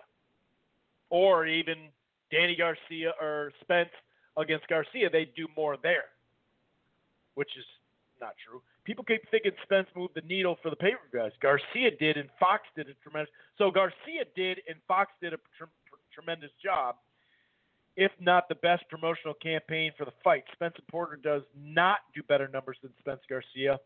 With all that being said, it should be on free TV. So, I understand that part. I didn't think it would do more, but it did a lot closer. Pay-per-view wise than I thought. You know what I mean? I really thought it'd do a little bit worse. And here's one of the posts. Here's one of the posts that would start. This is where a lot of people, I think, got the misleading thing from.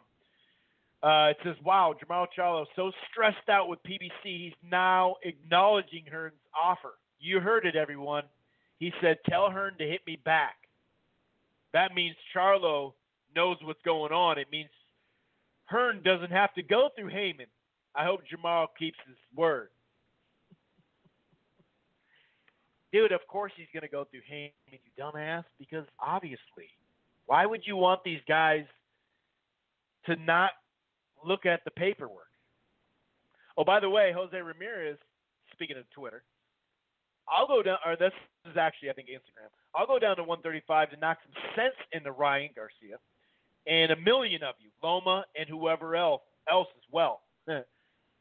So, Ramirez is getting there. Oh, this is from Montero. As a lifelong boxing fan, I just wanted to thank the British, Mexican, and British American and Mexican American fans. Without you, our sport would be extinct. Extinct. All but extinct. And, Mexican and UK fans, I've said for a long, long time, are the best fans. Hands down, don't debate it. You know what I mean? Stop. They just are. And Mexican American fans in there, they're the most popular. But here in the States, the African American fan is second, clearly. And before you say African American, you say British American.